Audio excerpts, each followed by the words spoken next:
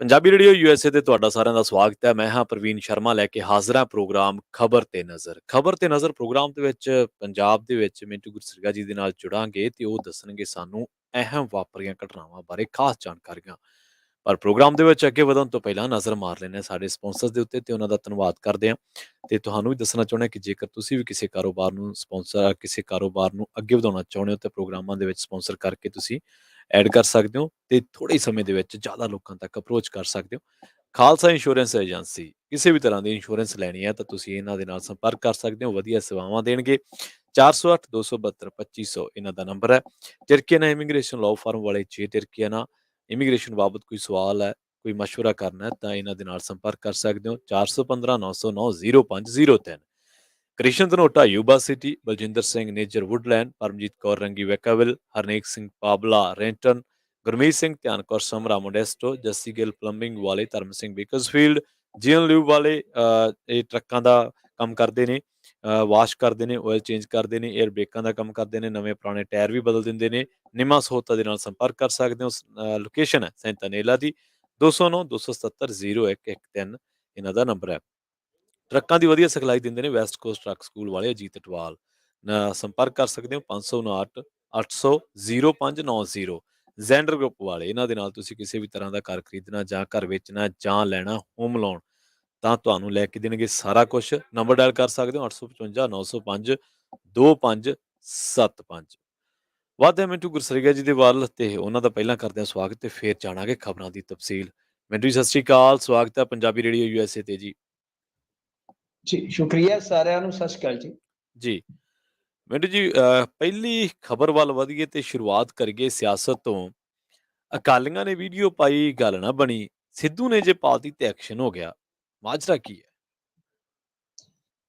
ਹਾਂ ਦੇਖੋ, ਇੱਕ ਨਾ ਵੀਡੀਓ ਵਾਇਰਲ ਹੋਈ ਸੀਗੀ ਜਿਹੜੀ ਕਿ ਸਭ ਤੋਂ ਪਹਿਲਾਂ ਅਕਾਲੀ ਦਲ ਦੇ ਪੇਜਾਂ ਤੋਂ ਪਈ, ਮੇਰੇ ਖਿਆਲ ਦੇ ਨਾਲ ਸੁਖਬੀਰ ਸਿੰਘ ਬਾਦਲ ਹੋਰਾਂ ਨੇ ਵੀ ਉਹ ਸ਼ੇਅਰ ਕੀਤੀ ਸੀਗੀ, ਜਿਹਦੇ ਵਿੱਚ ਇੱਕ ਨੌਜਵਾਨ ਰੇਲ ਦੀ ਪਰੜੀ ਤੇ ਬੈਠਾ ਵਾ ਤੇ ਉਹਦੇ ਆਲੇ ਦੁਆਲੇ ਇਸ ਤਰ੍ਹਾਂ ਭੀੜ ਲੱਗੀ ਆ ਜਿਵੇਂ ਪੁਰਾਣੇ ਸਮੇਂ ਦੇ ਵਿੱਚ ਕੁਲਫੀਆਂ ਵਾਲਾ ਪੰਪੂ ਵਜਾਉਂਦਾ ਹੁੰਦਾ ਸੀਗਾ ਤੇ ਭੱਜ ਕੇ ਸਕੂਲ ਦੇ ਵਿੱਚੋਂ ਬੱਚੇ ਉਹਦੇ ਆਲੇ ਦੁਆਲੇ ਖੜ ਜਾਂਦੇ ਸਨ। ਤਾਂ ਉਹ ਇੰਨੀ ਕਾਹਲੀ ਦੇ ਨਾਲ ਵੇਚ ਰਿਹਾ ਵਾ। ਵੈਸੇ ਉਹ ਤੇ ਲਾਪਰਵਾਹ ਬੈਠਾ, ਮਤਲਬ ਕਿ ਜੋ ਡਿਮਾਂਡ ਹੈ, ਜੋ ਗਾਹਕ ਆ, ਦਹੀਂ 200 ਦੀ, ਦਹੀਂ 400 ਦੇ, 2 ਨਗ ਦੇ 4 ਨਗ ਦੇ 3 ਨਗ, ਔਰ ਇਸ ਤਰ੍ਹਾਂ ਮਤਲਬ ਕਿ ਉਹ ਕੰਮਕਾਰ ਚੱਲ ਰਿਹਾ ਹੈ ਕਿ ਜਿੱਦਾਂ ਕੋਈ ਫੁੱਲੜੀਆਂ ਵੰਡ ਰਿਹਾ ਹੋਵੇ, ਜਿੱਦਾਂ ਕੋਈ ਟੌਫੀਆਂ ਵੰਡ ਰਿਹਾ ਹੋਵੇ। ਸੋ ਵੀਡੀਓ ਇਹਨਾਂ ਨੇ ਪਾਈ, ਕੋਈ ਬਹੁਤੀ ਗੱਲ ਗੌਲੀ ਨਹੀਂ, ਚਲੋ ਸਾਡੇ ਵਰਗਿਆਂ ਨੇ ਵੀ ਰੌਲਾ ਪਾ ਲਿਆ, ਬਸ ਗੱਲ ਆਈ ਗਈ ਹੋ ਗਈ। ਪਰ ਜਿਵੇਂ ਹੀ ਅੱਜ ਨਵਜੋਤ ਸਿੰਘ ਸਿੱਧੂ ਨੇ ਇੱਕ ਵੀਡੀਓ ਇਹ ਸ਼ੇਅਰ ਕੀਤੀ ਤਾਂ ਫਿਰ ਤਰਥੱਲੀ ਮਚ ਗਈ। ਉਸ ਤੋਂ ਬਾਅਦ ਇਹ ਬੰਦਾ ਜਿਹੜਾ ਫੜ ਲਿਆ ਗਿਆ, ਇਹਦੇ ਨਾਲ ਸ਼ੇਖ ਹੁਣੀ 7 ਹੋਰ ਫੜੇ ਗਏ, ਯਾਨੀ ਕੁੱਲ ਮਿਲਾ ਕੇ ਗ੍ਰਿਫਤਾਰੀਆਂ ਜਿਹੜੀਆਂ ਹੋ ਗਈਆਂ, ਕਿਉਂਕਿ ਉੱਥੇ ਬੀਬੀ ਅਵਨੀਤ ਕੌਰ ਲੱਗੇ ਨੇ, ਕਾਫੀ ਉਹਨਾਂ ਨੂੰ ਵਧੀਆ ਅਫਸਰ ਸਮਝਿਆ ਜਾਂਦਾ ਹੈ, ਜਿਹੜੇ ਕਿ ਮੇਰੇ ਖਿਆਲ ਦੇ ਨਾਲ ਬਹੁਤ ਵੱਡੇ ਖਿਡਾਰੀ ਵੀ ਨੇ, ਸ਼ੂਟਰ ਵੀ ਰਹੇ। ਉਹਨਾਂ ਨੇ ਕਾਲੀ ਦੇ ਨਾਲ ਫਿਰ ਐਕਸ਼ਨ ਕਰਵਾਇਆ। ਪਰ ਇਹ ਸੱਚ ਹੈ, ਹਕੀਕਤ ਹੈ, ਚਲੋ ਇੱਕ ਵੀਡੀਓ ਸਾਹਮਣੇ ਆਈ, ਉਸ ਤੋਂ ਬਾਅਦ ਇਹ ਸਾਰਾ ਐਕਸ਼ਨ ਹੋ ਗਿਆ। ਠੀਕ ਹੈ, ਚਲੋ ਨਵਜੋਤ ਸਿੰਘ ਸਿੱਧੂ ਨੇ ਵੀ ਵੀਡੀਓ ਸ਼ੇਅਰ ਕਰ ਦਿੱਤੀ ਤੇ ਉਸ ਤੋਂ ਪਹਿਲਾਂ ਅਕਾਲੀਆਂ ਨੇ ਵੀ ਸ਼ੇਅਰ ਕਰ ਦਿੱਤੀ। ਹੋਰ ਵੀ ਪਲੇਟਫਾਰਮ ਤੇ ਮਤਲਬ ਕਿ ਕੋਈ ਟਵਿੱਟਰ, ਕੋਈ ਫੇਸਬੁੱਕ ਜਾਂ ਇੱਧਰ ਉੱਧਰ ਸ਼ੇਅਰ ਹੋਏਗੀ WhatsApp ਵਗੈਰਾ ਤੇ। ਪਰ ਮਸਲਾ ਇਹ ਆ ਕਿ ਇੱਕ ਵੀਡੀਓ ਵਾਇਰਲ ਹੁੰਦੀ ਆ, ਉਹਦੇ ਵਿੱਚ ਇਹ ਹਾਲ ਦਿਖਦਾ ਹੈ ਸਾਨੂੰ ਜੀ। ਕਿੰਨੀਆਂ ਐਸੀਆਂ ਥਾਵਾਂ ਹੋਣਗੀਆਂ ਜਿੱਥੇ ਇਸ ਤਰ੍ਹਾਂ ਹੀ ਐਸੇ ਲੱਗਦੀ ਹੈ ਚਿੱਟੇ ਦੀ, ਤੇ ਇਹਦਾ ਨਤੀਜਾ ਜਿਹੜਾ ਉਹ ਸਾਡੇ ਸ਼ਹਿਰ ਤੋਂ ਵੇਖਿਆ ਜਾ ਸਕਦਾ। 6 ਦਿਨ 6 ਮੌਤਾਂ, 6 ਦਿਨ 6 ਮੌਤਾਂ। ਬਹੁਤ ਮਤਲਬ ਕਿ ਇੱਕ ਤਰ੍ਹਾਂ ਨਾਲ ਕਹਿ ਲਈਏ ਕਿ ਕੁਰਲਾਪ ਵਾਲੀ ਸਥਿਤੀ ਬਣੀ ਪਈ ਹੈ। ਹੁਣ ਜੇ ਕੋਈ ਗੱਲ ਕਰਦਾ ਹੈ ਤੇ ਪਹਿਲੇ ਬੰਦੇ ਜਿਹੜੇ ਤੇ ਬੋਲਦੇ ਹੁੰਦੇ ਸੀਗੇ, ਉਹ ਅੱਜ ਕੱਲ੍ਹ ਖਾਮੋਸ਼ ਨੇ। ਜਿਹੜੇ ਡਰੱਗ ਨੂੰ ਬਹੁਤ ਮਾਰੂ ਦੱਸਦੇ ਸੀ ਵਗੈਰਾ ਵਗੈਰਾ ਗੱਲਾਂ ਕਰਦੇ ਸੀ, ਚਾਹੇ ਉਹ ਬੁੱਧੀਜੀਵੀ ਹੋਣ ਚਾਹੇ ਕੋਈ ਹੋਰ ਹੋਵੇ, ਉਹ ਚੁੱਪ ਨੇ, ਉਹ ਖਾਮੋਸ਼ ਹੋ ਗਏ। ਉਹਨਾਂ ਨੂੰ ਹੁਣ ਮਤਲਬ ਕਿ ਇਹ ਨਹੀਂ ਦਿਖਦਾ ਕਿ ਇਹ ਕਹਿੰਦੇ ਸਨ ਕਿ ਅਸੀਂ ਸਰਿੰਜਾਂ ਛੁਡਾ ਕੇ ਟਿਫਨ ਦੇ ਦਿਆਂਗੇ, ਪਰ ਟਿਫਨ ਨਹੀਂ ਆ ਰਹੇ, ਕਫਨ ਆ ਰਹੇ ਜੀ, ਕਫਨ ਆ ਰਹੇ ਆ। ਪਰ ਹੁਣ ਕੋਈ ਬੋਲਦਾ ਨਹੀਂ ਹੈ, ਡਰਦਾ। ਪਤਾ ਨਹੀਂ ਡਰ ਕਿਸ ਗੱਲ ਦਾ, ਮੈਨੂੰ ਪਤਾ ਨਹੀਂ ਹੈ। ਪਰ ਡਰੱਗ ਬਹੁਤ ਬੁਰੀ ਕਰ ਰਿਹਾ। ਦੇਖੋ, ਰਾਤੋਂ ਰਾਤ ਕੁਛ ਨਹੀਂ ਹੋ ਜਾਣਾ, ਚਮਤਕਾਰ ਨਹੀਂ ਹੋ ਜਾਣਾ। ਮਤਲਬ ਕਿ ਸਥਿਤੀ ਇਸ ਤਰ੍ਹਾਂ ਦੀ ਬਣੀ ਪਈ ਆ ਕਿ ਬਹੁਤ ਸਾਰੀਆਂ ਥਾਵਾਂ ਤੋਂ ਰਿਪੋਰਟਾਂ ਆਉਂਦੀਆਂ ਨੇ, ਅੱਜ ਇੱਥੇ ਮਰ ਗਿਆ, ਕੋਈ ਕਹਿੰਦਾ ਕਿ ਘਰ ਦੇ 2 ਜੀ ਸੀਗੇ, 2 ਹੀ ਮਰ ਗਏ, ਕਿਤੇ 3 ਦੇ 3 ਜੀ ਮਰ ਗਏ। ਬਹੁਤ ਸਾਰੀਆਂ ਰਿਪੋਰਟਾਂ ਨੇ। ਮਤਲਬ ਇਹ ਹੈ ਕਿ ਰਾਤੋਂ ਰਾਤ ਆਪਾਂ ਨੂੰ ਵੀ ਪਤਾ ਹੈ ਕਿ ਸਭ ਕੁਛ ਠੀਕ ਨਹੀਂ ਹੋ ਜਾਣਾ। ਜੀ, ਰਾਤੋਂ ਰਾਤ ਨਸ਼ਾ ਜਿਹੜਾ ਉਹ ਠੀਕ ਨਹੀਂ ਹੋ ਜਾਣਾ। ਪਰ ਮੈਂ ਜੋ ਦੇਖਦਾ ਵਾਂ ਕਿ ਯਤਨ ਵੀ ਨਹੀਂ ਹੋ ਰਹੇ। ਉਨੀ ਸੁਹਿਰਦਤਾ ਦੇ ਨਾਲ, ਉਨੀ ਸ਼ਿੱਦਤ ਦੇ ਨਾਲ ਜੋ ਯਤਨ ਹੋਣੇ ਚਾਹੀਦੇ ਉਹ ਹੋ ਨਹੀਂ ਰਹੇ। ਇਹੀ ਮਾਯੂਸੀ ਹੈ। ਔਰ ਸਭ ਤੋਂ ਵੱਡੀ ਗੱਲ ਕਿ ਜਿਹੜੇ ਡਰੱਗ ਦਾ ਮੁੱਦਾ ਚੁੱਕਦੇ ਰਹੇ ਨੇ, ਹਾਂਜੀ, ਉਹ ਵੀ ਉਹਨਾਂ ਦੇ ਵਿੱਚੋਂ ਕੁਛ ਲੋਕ ਕਹਿ ਜਾਂਦੇ ਨੇ ਕਿ ਚੰਗਾ ਹੈ, ਮਰਨ ਤੇ ਇਹਨਾਂ ਦਾ ਖੜਾ ਛੁੱਟੇ, ਹੂੰ, ਮਾਪੇ ਵੀ ਦੁਖੀ ਆ। ਜੀ, ਸੋ ਜਦੋਂ ਇਸ ਤਰ੍ਹਾਂ ਦਾ ਨਜ਼ਰੀਆ ਬਣ ਜਾਵੇ ਕਿ ਕਿਸੇ ਸਮੇਂ ਅਕਾਲੀਆਂ ਨੂੰ ਭੰਡਦੇ ਰਹੇ, ਕਾਂਗਰਸੀਆਂ ਨੂੰ ਭੰਡਦੇ ਰਹੇ ਉਸੇ ਮੁੱਦੇ ਤੇ, ਤਾਂ ਅੱਜ ਕੁਛ ਲੋਕ ਇਹ ਗੱਲ ਕਹਿ ਜਾਂਦੇ ਆ, ਕਿਉਂਕਿ ਉਹਨਾਂ ਦੀ ਪਾਰਟੀ ਉਹਨੂੰ ਜਵਾਬਦੇਹ ਹੈ ਨਾ, ਜੀ, ਉਹ ਬਿਲਕੁਲ। ਸਮਰਥਕ ਕਹਿ ਜਾਂਦੇ ਆ ਕਿ ਚੰਗਾ ਖੜਾ ਛੁੱਟੇ, ਮਰ ਜਾਏ। ਪਰ ਹੂੰ, ਐਸਾ ਨਹੀਂ, ਉਹ ਇੱਕ ਤਰ੍ਹਾਂ ਨਾਲ ਬਿਮਾਰੀ ਹੈ, ਉਹ ਇੱਕ ਮਨੋਰੋਗ ਵੀ ਹੈ, ਸਰੀਰਕ ਰੋਗ ਵੀ ਹੈ। ਜੀ, ਸਾਨੂੰ ਇਲਾਜ ਕਰਨਾ ਪਏਗਾ, ਸਾਨੂੰ ਵੇਖਣਾ ਪਏਗਾ। ਸੋ ਘੱਟੋ ਘੱਟ ਪਾਲਿਸੀ ਬਣਾਉਣ। ਮਾਨ ਸਾਹਿਬ ਨੂੰ ਸਭ ਪਤਾ ਹੈ, ਹੂੰ, ਇਸ ਚੀਫ ਮਿਨਿਸਟਰ ਨੂੰ ਕਿਸੇ ਗੱਲ ਦੀ ਭੁੱਲ ਨਹੀਂ ਹੈਗੀ। ਜਿਹੜਾ ਚੀਫ ਮਿਨਿਸਟਰ ਇਸ ਟਾਈਮ ਗੱਦੀ ਤੇ ਬੈਠਾ, ਤਾਂ ਉਹਨਾਂ ਨੂੰ ਜ਼ਰੂਰ ਘੱਟ ਤੋਂ ਘੱਟ ਕੋਈ ਪਾਲਿਸੀ ਜਾਂ ਕੋਈ ਇਸ ਤਰ੍ਹਾਂ ਦੀ ਕੋਈ ਲੈ ਕੇ ਆਉਣੀ ਹੋਏਗੀ ਮੂਵਮੈਂਟ, ਜਿਹਦੇ ਨਾਲ ਇਹ ਘੱਟੋ ਘੱਟ ਅਸਰ ਜਿਹੜਾ ਆ ਮੌਤਾਂ ਹੋ ਰਹੀਆਂ ਨੇ ਜਾਂ ਲਾਚਾਰ ਹੋ ਰਹੇ ਨੇ ਜੀ, ਜਾਂ ਮਤਲਬ ਕਿ ਬਹੁਤ ਥਾਵਾਂ ਤੇ ਬਿਮਾਰ ਹੋ ਰਹੇ ਨੇ ਨੌਜਵਾਨ, ਇਹ ਇਸ ਮੁਸ਼ਕਲ ਘੜੀ ਦੇ ਵਿੱਚ ਉਭਾਰਿਆ ਜਾਵੇ ਪੰਜਾਬ। ਸੋ ਇਹ ਬਹੁਤ ਬੁਰੀ ਸਥਿਤੀ ਹੈ। ਇਹ ਸੱਚਮੁੱਚ ਮੰਨਣਾ ਪਏਗਾ ਕਿ ਬਹੁਤ ਬੁਰੀ ਸਥਿਤੀ ਹੈ ਕਿ 6-7 ਮਹੀਨਿਆਂ ਦੇ ਸਮੇਂ ਦੇ ਦੌਰਾਨ ਇਕੱਲੇ ਬਠਿੰਡੇ ਦੇ ਵਿੱਚ 40 ਮੌਤਾਂ ਹੋਈਆਂ ਨੇ ਓਵਰਡੋਜ਼ ਦੇ ਨਾਲ। ਜੀ। ਡਰੱਗ ਰਿਕਵਰੀ ਮਾਮਲੇ ਦੀ ਗੱਲ ਕਰੀਏ, ਗੱਲ ਇਹ ਵੀ ਡਰੱਗ ਦੇ ਨਾਲ ਹੀ ਜਾ ਜੁੜਦੀ ਹੈ। ਸਾਬਕਾ ਡੀਆਈਜੀ ਜਾਖੜ ਤੇ ਸੁਖਦੇਵ ਸੱਗੂ ਦੇ ਖਿਲਾਫ ਹੁਣ ਮਾਮਲਾ ਦਰਜ ਹੋ ਗਿਆ ਮਿੰਟੂ ਜੀ। ਇਹ ਦੇਖੋ, ਮਸਲਾ ਕੀ ਹੈ ਕਿ ਪਹਿਲਾਂ ਇਸ ਨੂੰ ਸਮਝਣਾ ਜ਼ਰੂਰੀ ਹੈ ਜੀ, ਕਿ ਜੇਲ੍ਹ ਦੇ ਵਿੱਚ ਇਹ ਦੋਨੇ ਹੀ ਸੁਪਰਡੈਂਟ ਲੱਗੇ ਰਹੇ ਨੇ। ਮਤਲਬ ਕਿ ਆਪਣੇ ਆਪਣੇ ਸਮੇਂ ਦੇ ਦੌਰਾਨ ਹੂੰ, ਤਾਂ ਹੁੰਦਾ ਕੀ ਹੈ ਕਿ ਕੁਝ ਰਿਕਵਰੀਆਂ ਹੁੰਦੀਆਂ ਨੇ। ਜੀ, ਇਹਦੇ ਵਿੱਚ ਕੇਸ ਦਾ ਫਿਗਰ ਵੀ ਆ ਜਾਏਗਾ ਅੱਗੇ ਜਾ ਕੇ ਖਬਰ ਦੇ, ਕਿਉਂਕਿ ਇਹ ਕਾਫੀ ਚਰਚਿਤ ਖਬਰ ਹੈ। ਮਤਲਬ ਕਿ 241 ਜਾਂ 40 ਦੇ ਕਰੀਬ ਜਿਹੜੀਆਂ ਨੇ ਰਿਕਵਰੀਆਂ ਹੁੰਦੀਆਂ, ਉਹਦੇ ਵਿੱਚ ਮੋਬਾਈਲ ਵੀ ਆ ਗਏ ਜਾਂ ਛੋਟੀਆਂ ਛੋਟੀਆਂ ਰਿਕਵਰੀਆਂ ਡਰੱਗ ਦੀਆਂ। ਇਹ ਜਿਹੜਾ ਸਮਾਂ ਕਾਲ ਆ, ਜੀ, ਇਹ 5 ਤੋਂ 11 ਦੇ ਦਰਮਿਆਨ ਦਾ ਹੈ। 2005 ਤੋਂ 11 ਦੇ ਦਰਮਿਆਨ, ਮਤਲਬ ਕਿ ਇਹਨਾਂ 6 ਸਾਲਾਂ ਦੇ ਵਿੱਚ ਇਹ ਰਿਕਵਰੀਆਂ ਹੁੰਦੀਆਂ ਨੇ। ਹੂੰ, ਹੁਣ ਦੋਸ਼ ਕੀ ਹੈ? ਦੋਸ਼ ਇਹ ਆ ਕਿ ਇਹਨਾਂ ਨੇ ਸਿਵਾਏ ਇੱਕ ਅੱਧ ਦੇ, ਇਹ ਜਿਹੜਾ ਮਤਲਬ ਕਿ ਰਿਕਵਰੀਆਂ ਦਾ ਸਾਰਾ ਪੁਲੰਦਾ ਸੀਗਾ, ਹੂੰ, ਇਹ ਇਹਨਾਂ ਨੇ ਉੱਤੇ ਭੇਜਿਆ ਹੀ ਨਹੀਂ ਕਾਰਵਾਈ ਵਾਸਤੇ। ਮਤਲਬ ਕਿ ਆਪਣੇ ਪੱਧਰ ਤੇ ਥੱਲੇ ਹੀ ਨਿਬੇੜ ਦਿੱਤਾ। ਜੀ, ਹੁਣ ਇਹਨਾਂ ਦੀ ਇੱਕ ਟਸਲਬਾਜ਼ੀ ਚੱਲਦੀ ਆ। ਜੇਲ੍ਹ ਦਾ ਪ੍ਰਬੰਧ ਜਿਹੜਾ ਹੈ ਨਾ, ਉਹ ਕੁਝ ਇਸ ਕਿਸਮ ਦਾ ਹੈ, ਜਿਵੇਂ ਮੈਂ ਪੁਲਿਸ ਦੀਆਂ ਲੌਬੀਆਂ ਦੀਆਂ ਗੱਲਾਂ ਕੀਤੀਆਂ ਸਨ ਕੱਲ, ਕਿ ਪੁਲਿਸ ਦੇ ਵਿੱਚ ਵੀ ਲੌਬੀਆਂ ਨੇ ਅਲੱਗ-ਅਲੱਗ। ਹਾਂਜੀ, ਤਾਂ ਉਸੇ ਤਰ੍ਹਾਂ ਜਦੋਂ ਤੁਸੀਂ ਹੇਠਲੇ ਪੱਧਰ ਤੇ ਜਾਓਗੇ ਜੇਲ੍ਹਾਂ ਦੇ ਵਿੱਚ, ਇਹ ਬੜੀ ਹਾਸੋਹੀਣੀ ਗੱਲ ਤੁਹਾਨੂੰ ਸ਼ਾਇਦ ਲੱਗੇਗੀ ਕਿ ਜੋ ਸਾਡੀ ਜੇਲ੍ਹ ਗਾਰਡ ਹੁੰਦੀ ਹੈ, ਜੀ, ਉਹਦੀ ਆਪਣੀ ਐਸੋਸੀਏਸ਼ਨ ਹੈਗਾ, ਉਹਦੀ ਆਪੋ ਆਪਣੀ ਧੜੇਬੰਦੀ ਹੈ। ਹੂੰ, ਇਹਨਾਂ ਦੀ ਆਪਸ ਦੇ ਵਿੱਚ ਇੱਕ ਟਸਲਬਾਜ਼ੀ ਚੱਲਦੀ ਰਹਿੰਦੀ ਆ। ਬੇਸਿਕਲੀ ਇੱਕ ਡਿਪਟੀ ਹੁੰਦਾ ਸੀ ਇਹਨਾਂ ਦਾ, ਉਹ ਵੈਰ ਪਿਆ। ਵੈਰ ਦਾ ਮਤਲਬ ਇਹ ਹੈ ਕਿ ਕਿਤੇ ਨਾ ਕਿਤੇ ਖਾਰ ਸੀਗੀ, ਤਾਂ ਜੀ, ਉਹਨੇ ਬਹੁਤ ਪੁਲੰਦੇ ਖੋਲੇ ਸੀ। ਤਾਂ ਇਹ ਗੱਲ ਉੱਥੋਂ ਹੀ ਤੁਰਦੀ ਆ, ਤੁਰਦੀ ਤੁਰਦੀ ਤੁਰਦੀ ਤੁਰਦੀ ਫਿਰ ਦੂਰ ਤਲਕ ਆ ਗਈ। ਇਹਨਾਂ ਨੇ ਜਾਂਚ ਪੜਤਾਲ ਕਰਾਈ। ਗੌਤਮ ਚੀਮਾ ਬੜਾ ਇੱਕ ਨਾਮੀ ਅਫਸਰ ਆ, ਉਹਨੇ ਇਨਵੈਸਟੀਗੇਸ਼ਨ ਕਰਕੇ ਫਿਰ ਸਿਫਾਰਿਸ਼ ਕੀਤੀ ਕਿ FIR ਹੋਣੀ ਚਾਹੀਦੀ ਆ। ਬੇਸਿਕਲੀ ਗੱਲ ਕੀ ਹੈ ਕਿ ਜਾਖੜ ਨੂੰ ਤੁਸੀਂ ਜਾਣਦੇ ਹੋਵੋਗੇ, ਹੂੰ, ਇਹ ਅਬੋਹਰ ਦੇ ਇਲਾਕੇ ਤੋਂ ਨੇ।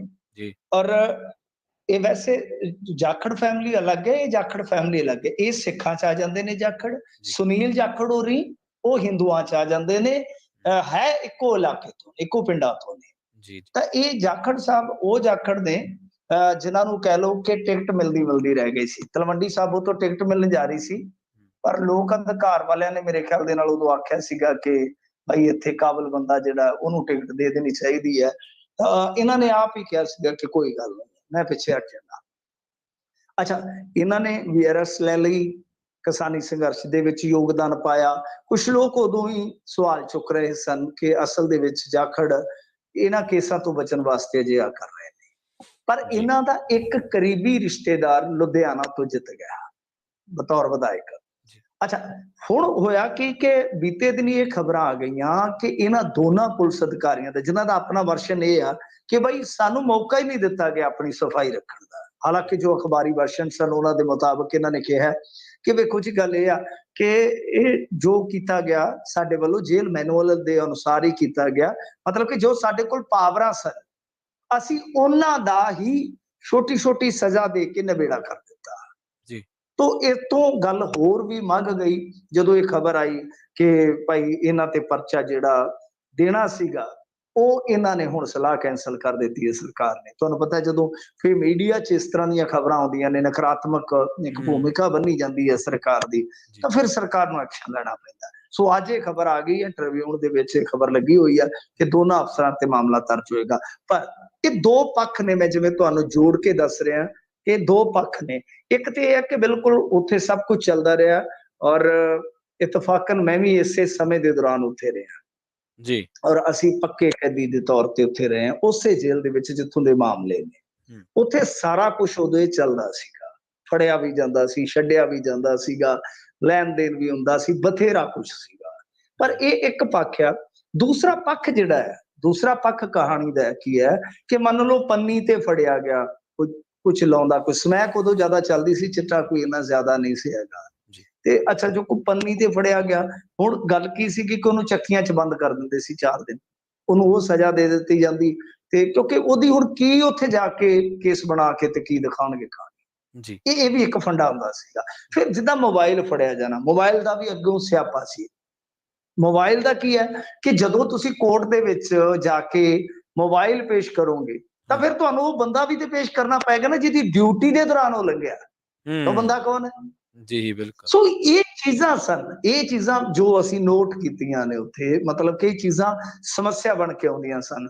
ਤਾਂ ਸਾਰਾ ਕੁਝ ਸੀਗਾ, ਮੈਂ ਤੁਹਾਨੂੰ ਦੱਸ ਰਿਹਾ ਕਿ ਇਹ 2 ਤੋਂ 11-12 ਦੀ ਕਹਾਣੀ ਜਿਹੜੀ ਹੈ ਉਹ ਮੈਨੂੰ ਨਹੀਂ ਪਤਾ ਕਿੰਨੀ ਕੁ ਆ, ਪਰ 2 ਤੋਂ 7 ਦੇ ਦਰਮਿਆਨ ਕਹਾਣੀ ਕੁਝ ਅਸੀਂ ਇਸ ਤਰ੍ਹਾਂ ਦੀ ਵੇਖੀ ਹੈ, 2 ਤੋਂ 7 ਦੇ ਦਰਮਿਆਨ ਉਸੇ ਜੇਲ੍ਹ ਦੇ ਵਿੱਚ ਇਹ ਸਾਰਾ ਕੁਝ ਚੱਲਦਾ ਰਿਹਾ ਹੈ ਜੀ।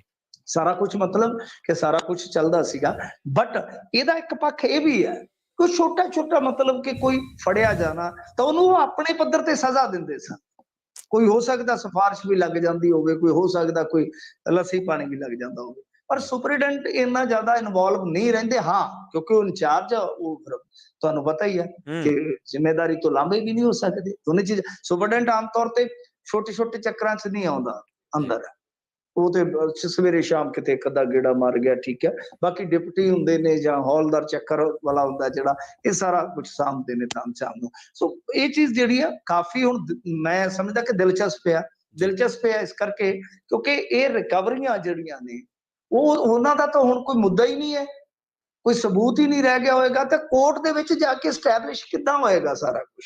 ਇਹ ਬੜੀ ਦਿਲਚਸਪ ਗੱਲ ਹੈ ਕਿਉਂਕਿ ਜਿੰਨਾ ਕੋਲ ਫੜਿਆ ਗਿਆ ਹੋਏਗਾ ਉਹ ਹੁਣ ਪਤਾ ਨਹੀਂ ਕਿੱਥੇ ਕੋਈ ਕਿੱਥੇ ਕੋਈ ਬਰੀ ਹੋ ਗਿਆ ਹੋਊਗਾ, ਕੋਈ ਇਸ ਸੰਸਾਰ 'ਚ ਨਹੀਂ ਹੋਏਗਾ, ਜਾਂ ਹੋ ਸਕਦਾ ਕੋਈ ਜੇਲ੍ਹ ਤੋਂ ਬਾਹਰ ਆ ਗਿਆ ਹੋਵੇ ਜ਼ਮਾਨਤ ਤੇ। ਇਹ ਆਪਣੇ ਆਪ ਦੇ ਵਿੱਚ ਬੜਾ ਵਿਚਿੱਤਰ ਮਾਮਲਾ ਹੈ ਕਿ ਕੀ ਉਹ ਆ ਕੇ ਹੁਣ ਮੰਨਣਗੇ ਕਿ ਵਾਕਿਆ ਸਾਥੋਂ ਫੜਿਆ ਗਿਆ। ਸੋ ਬੜੀ ਅਜੀਬੋ-ਗਰੀਬ ਜੀ ਕਹਾਣੀ ਬਣ ਗਈ ਹੈ, ਪਰ ਪਰਚਾ ਦੋਨਾਂ ਤੇ ਹੋ ਗਿਆ। ਜੀ ਜੀ। ਅਗਲੀ ਖਬਰ ਦੀ ਜੇਕਰ ਗੱਲ ਕਰੀਏ ਮਿੰਟੂ ਜੀ, ਤਾਂ ਭੁਪਿੰਦਰ ਸਿੰਘ ਨੂੰ ਗ੍ਰਿਫਤਾਰ ਕੀਤਾ ਸੀਗਾ ਨਜਾਇਜ਼ ਮਾਈਨਿੰਗ ਮਾਮਲੇ ਦੇ ਵਿੱਚ, ਤੇ ਜ਼ਮਾਨਤ ਅਰਜ਼ੀ ਉਹਦੀ ਹੁਣ ਰੱਦ ਹੋ ਗਈ ਹੈ।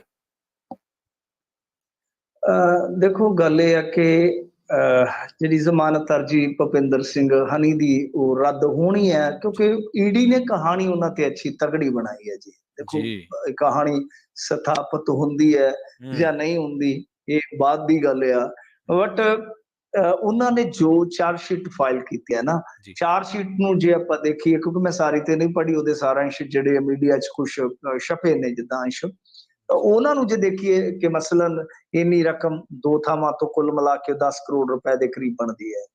ਔਰ ਨਾਲ ਉਹਨਾਂ ਨੇ ਦੱਸਿਆ ਕਿ ਵੇਖੋ ਜੀ ਇਹ ਸਾਰੀ ਰਕਮ ਜਿਹੜੀ ਆ ਉਹ ਇੱਕ ਤੇ ਇਲੀਗਲ ਮਾਈਨਿੰਗ ਤੇ ਦੂਸਰੇ ਟ੍ਰਾਂਸਫਰ ਜਿਹੜੇ ਕਰਵਾਏ ਗਏ ਨੇ ਜੀ।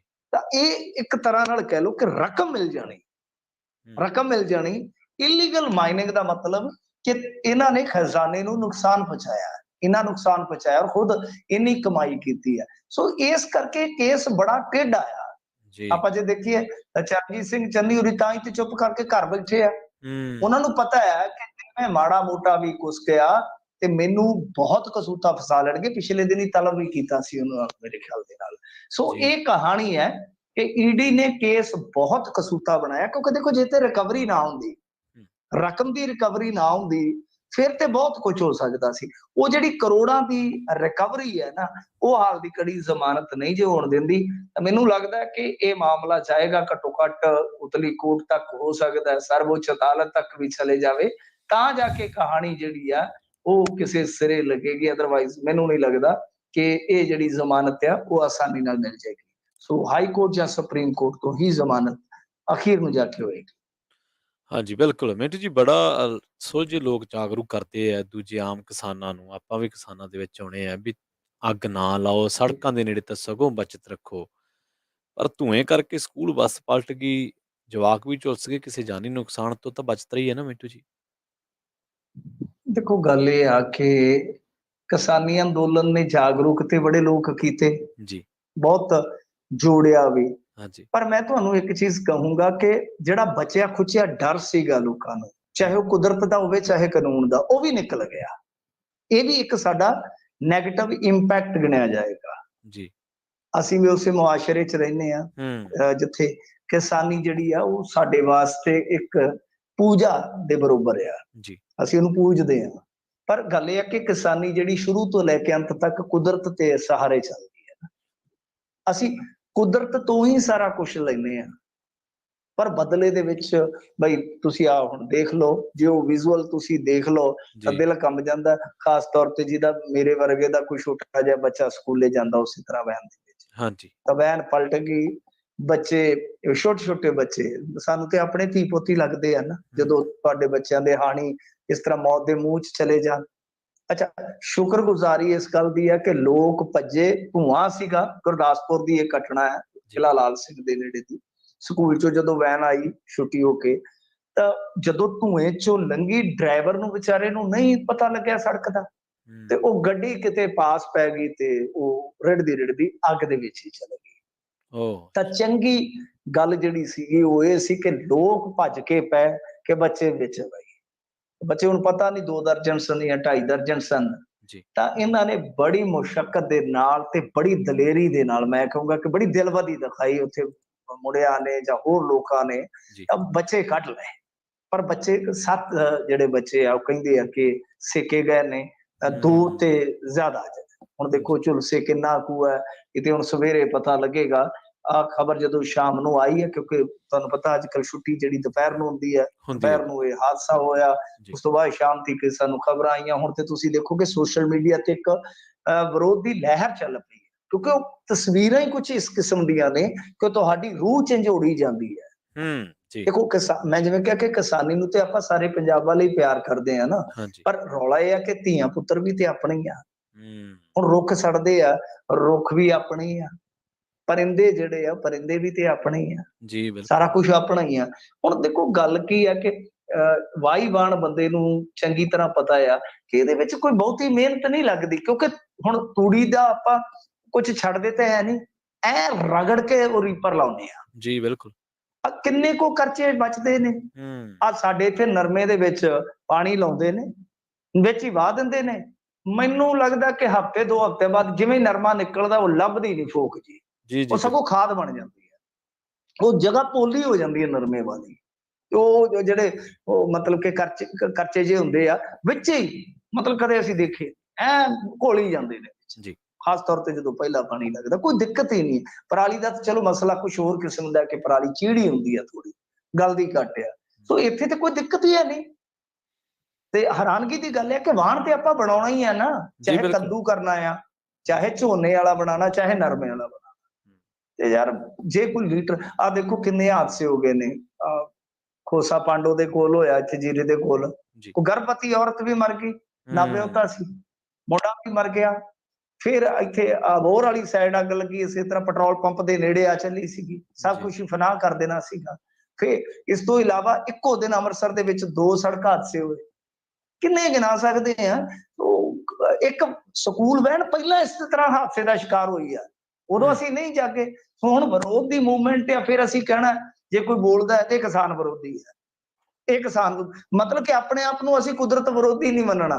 ਜੀ, ਜੀ। ਪਰ ਦੂਜਾ ਜੇ ਕੋਈ ਗੱਲ ਕਰੇਗਾ ਅਸੀਂ ਕਹਿਣਾ ਕਿ ਕਿਸਾਨ ਵਿਰੋਧੀ।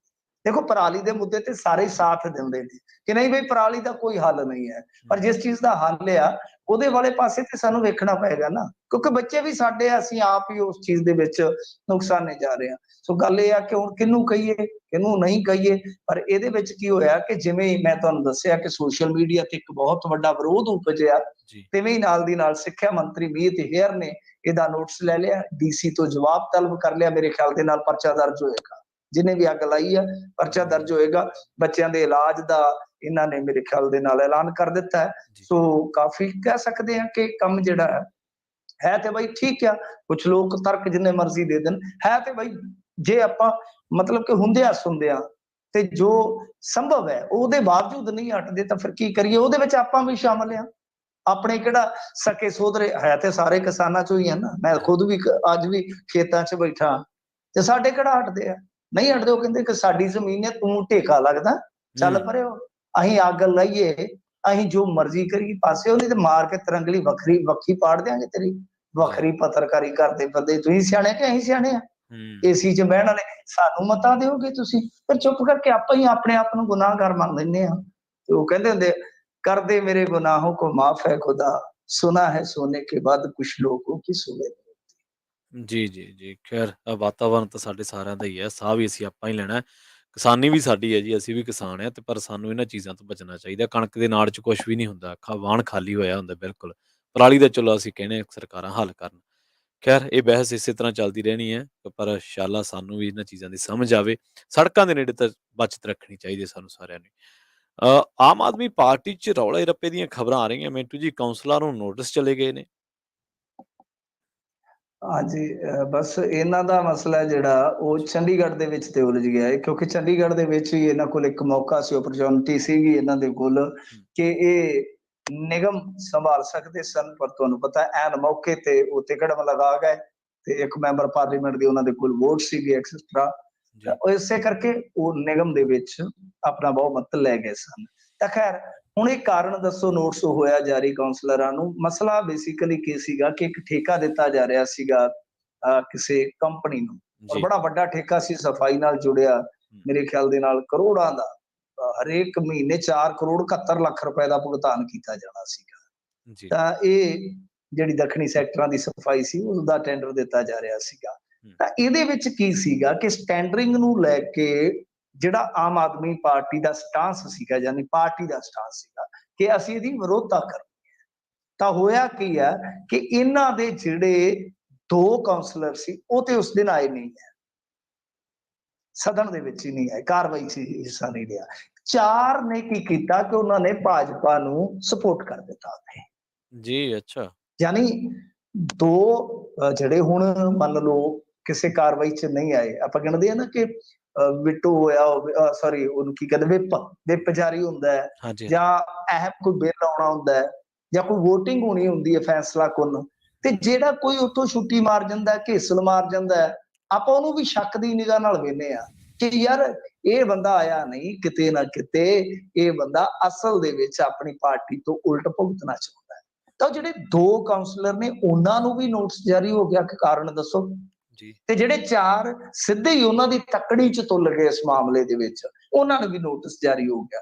ਪਰ ਇਹ ਸੈਪਲੀਮੈਂਟਰੀ ਮਤਾ ਜਿਹੜਾ ਆਇਆ ਇਹਦੀ ਮਤਲਬ ਕਿ ਜੋ ਮਨਜ਼ੂਰੀ ਵਾਸਤੇ, ਤਾਂ ਮਨਜ਼ੂਰੀ ਤਾਂ ਮਿਲ ਗਈ ਆ, ਪਰ ਜਿਹੜੇ ਉਹ ਸ਼ੇਖ ਕਾਉਂਸਲਰ ਆ ਹੁਣ ਉਹਨਾਂ ਤੇ ਹੋ ਸਕਦਾ ਕਾਰਵਾਈ ਹੋਵੇ। ਤਾਂ ਕੁੱਲ ਮਿਲਾ ਕੇ ਤੁਸੀਂ ਦੇਖ ਸਕਦੇ ਹੋ ਕਿ ਭਾਜਪਾ ਜਿਹੜੀ ਆ ਹੌਲੇ ਹੌਲੇ ਆਪਣੀ ਛਤਰੀ ਦੇ ਥੱਲੇ, ਮੇਰੀ ਛਤਰੀ ਕੇ ਨੀਚੇ ਆ ਜਾ, ਸੋ ਹੌਲੀ ਹੌਲੀ ਆਪਣੀ ਛਤਰੀ ਦੇ ਥੱਲੇ ਕਰ ਹੀ ਲੈ।